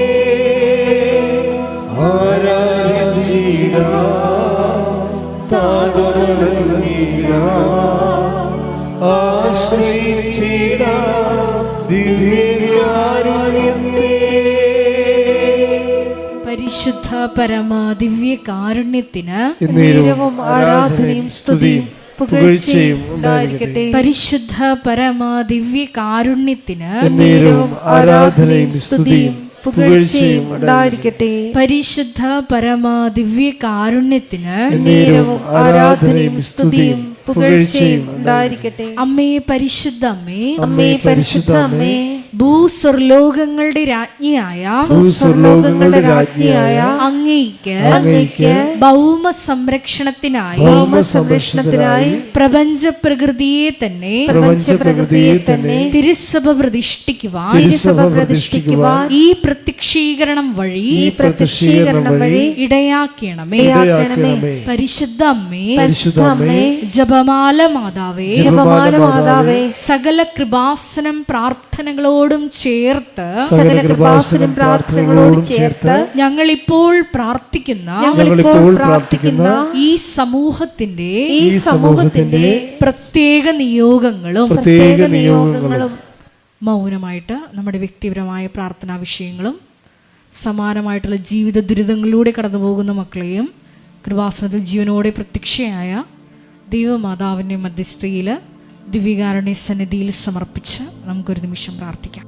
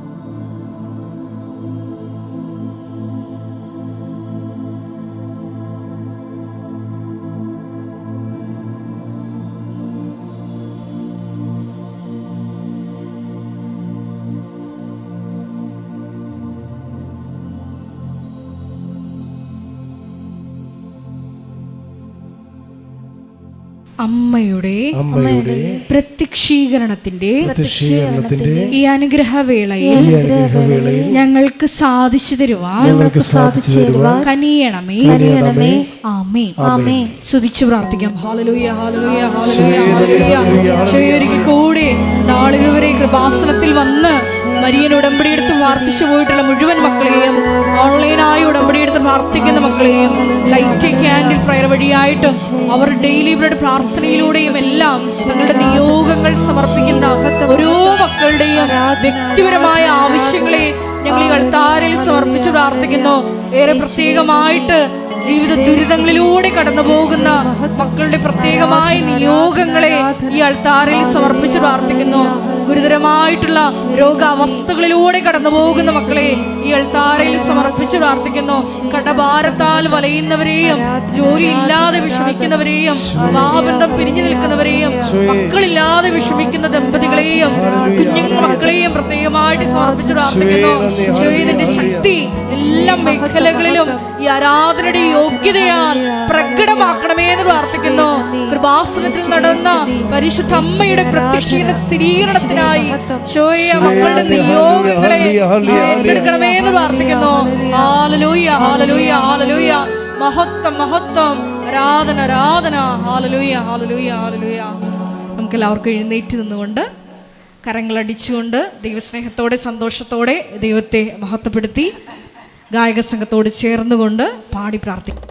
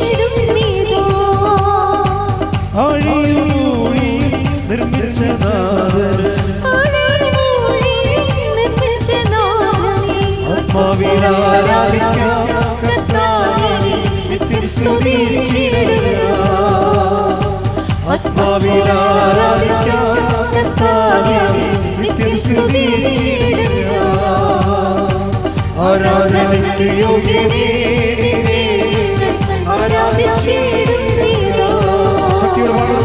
ആരാധനയ്ക്ക് യോഗ്യനേ നിന്നെ ആരാധിച്ചിടും നീതാ. യേശുവേ നന്ദി, യേശുവേ ആരാധന. യേശുവേ വചനം ശ്രവിക്കുവാൻ ഞങ്ങളുടെ ആന്തരിക കർണപുടങ്ങളെ പ്രത്യേകമായിട്ട് അഭിഷേകം ചെയ്യണമേ എന്ന് പ്രാർത്ഥിക്കുന്നു. വചനം സ്വീകരിക്കുവാൻ ഞങ്ങളുടെ ഹൃദയത്തെ ഒരുക്കണമേ എന്ന് പ്രാർത്ഥിക്കുന്നു. യേശുവേ നന്ദി, യേശുവേ ആരാധന.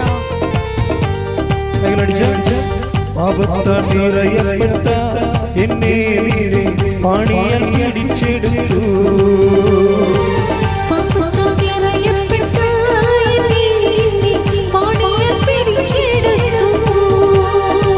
പാപത്താൽ നിറയപ്പെട്ട എന്നെ നീരെ പാണിയാൽ പിടിച്ചെടുത്തു. പാവനീളം തന്നു പാപത്തിൻ കരപോക്കി, പാവനീളം തന്നു പാപത്തിൻ കരപോക്കി, രക്ഷിച്ചതാ എന്നെ ഞാൻ എന്നാളും ആത്മാവിനാരാധന. രക്ഷിച്ചതാ എന്നെ ഞാൻ എന്നാളും ആത്മാവിനാരാധന. കരങ്ങൾ ഉയർത്തിച്ച് ആരാധനയ്ക്ക് യോഗ്യനേ നിന്നെ ആരാധിച്ചിടുക. ആരാധനയ്ക്ക് യോഗ്യനേ നിന്നെ ആരാധിച്ചിടുക. സ്തുതിച്ചു പ്രാർത്ഥിക്കാം. യേശുവേ നന്ദി, യേശുവേ ആരാധന. പിതാവേ നന്ദി, പിതാവേ മഹത്വം, പിതാവേ ആരാധന. ഉപാസനയുടെ എല്ലാ ശുശ്രൂഷകളെയും ശുശ്രൂഷ ചെയ്യുന്നവരെയും ദൈവമായിട്ട് സമർപ്പിച്ച് പ്രാർത്ഥിക്കുന്നു. നടന്നുകൊണ്ടിരിക്കുന്ന എല്ലാ നിർമ്മാണ പ്രവർത്തനങ്ങളെ പ്രത്യേകമായി സമർപ്പിച്ച് പ്രാർത്ഥിക്കുന്നു. അഭിഷേകമുള്ള ആലയത്തിന് വെളിപ്പെടുത്തണമേ എന്ന് പ്രാർത്ഥിക്കുന്നു. രോഗസൗഖ്യ പ്രാർത്ഥനയിലേക്ക് പ്രവേശിക്കുകയാണ്. ശാന്തമായി സൗമ്യമായി കൈകൾ കൂപ്പിക്കൊണ്ട് അർത്താറയിൽ എഴുന്നള്ളിയിരിക്കുന്ന ഈശോയുടെ മുഖത്തേക്ക് നോക്കുക. കർത്താവേ, അങ്ങയുടെ മക്കള് അവസാനത്തെ ആശ്രയം പോലെ അങ്ങയുടെ തിരുസന്നിധിയിലെ ദൃഷ്ടികൾ ഉറപ്പിച്ച് പ്രാർത്ഥിക്കുന്നു. ദാസൻ യജമാൻ്റെ കൈകളിലേക്ക് എന്ന പോലെ, ദാസി സ്വാമിനിയുടെ കൈകളിലേക്ക് എന്ന പോലെ കർത്താവേ, ഞങ്ങളുടെ കൈകൾ നിന്നെ നോക്കിക്കൊണ്ടിരിക്കും. ഞങ്ങളുടെ മേൽ കരുണ തോന്നുവോളൂ. കർത്താവിനെ നോക്കുന്നവർ പ്രകാശിതരാകും എന്നുള്ള വചനം ഈ നിമിഷം ഞങ്ങൾ അനുസ്മരിക്കുന്നു. കർത്താവേ, ഈ സന്ധ്യയിൽ നിന്റെ തിരുമുറുവാർന്ന് വലതുകരം, ആണിപ്പെടുതാടുന്ന അത്ഭുതകരം, ഈ ആരാധനയെ പ്രാർത്ഥിക്കുന്ന ഓരോ മകൻ്റെ മേലും ഓരോ മകളുടെ മേലും അങ്ങ് വയ്ക്കണമെന്ന് പ്രാർത്ഥിക്കുന്നു. ഉച്ച മുതൽ ഉള്ളംകാല് വരെ കർത്താവിൻ്റെ രക്തം പടരട്ടെ. മാരക രോഗങ്ങൾ, തീരാവേദികൾ, ജീവിത ദുരിതങ്ങൾ, നമ്മുടെ ഭാരങ്ങളാണ് അവൻ ചുമന്നത്. നമ്മുടെ പാപങ്ങൾക്ക് വേണ്ടി അവൻ ശിക്ഷ വാങ്ങിച്ചു എന്നുള്ള കർത്താവേ, ലോകത്തിലെ എല്ലാ ഭാരങ്ങളെ ഏറ്റെടുത്തവനെ കർത്താവേ, മനുഷ്യരാശിയുടെ എല്ലാ തിന്മകളുടെയും എല്ലാ രോഗങ്ങളുടെയും ഭാരങ്ങളുടെ ഏറ്റെടുപ്പുകാരാണ്. അങ്ങേ നാഥനും രക്ഷകനുമായി ഏറ്റുപറഞ്ഞുകൊണ്ട് കൃപാസനാമ്മ ജീവനോടെ പ്രത്യക്ഷപ്പെട്ട ആൾക്കാരുടെ വാതിക്കല്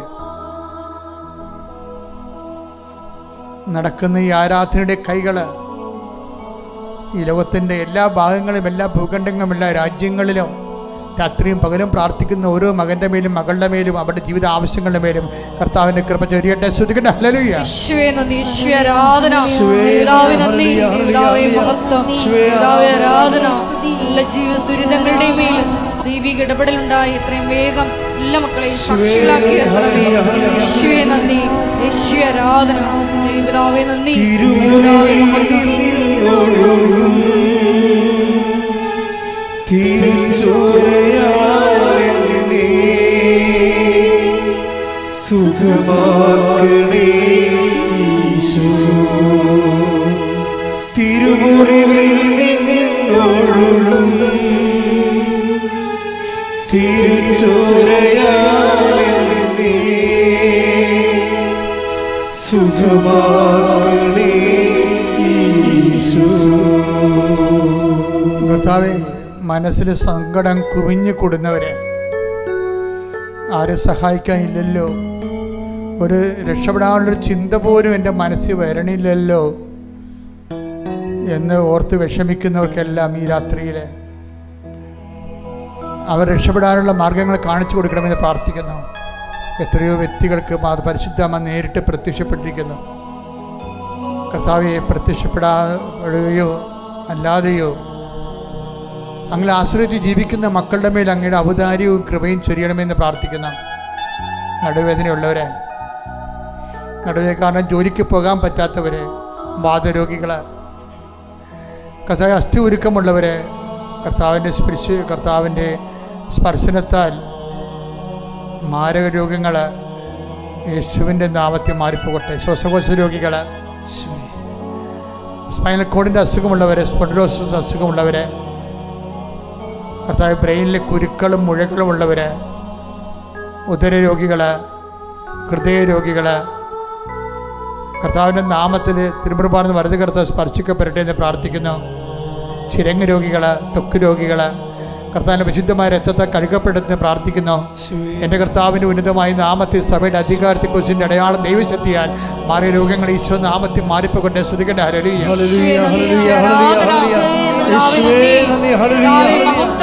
എല്ലാ രോഗങ്ങളും സുഖപ്പെട്ടുകൊണ്ട് അങ്ങയുടെ നാമത്തെ ഈ ആരാധനയിലൂടെ വീണ്ടും വീണ്ടും മഹത്വപ്പെടുത്തണമേ. യേശുവേ നന്ദി.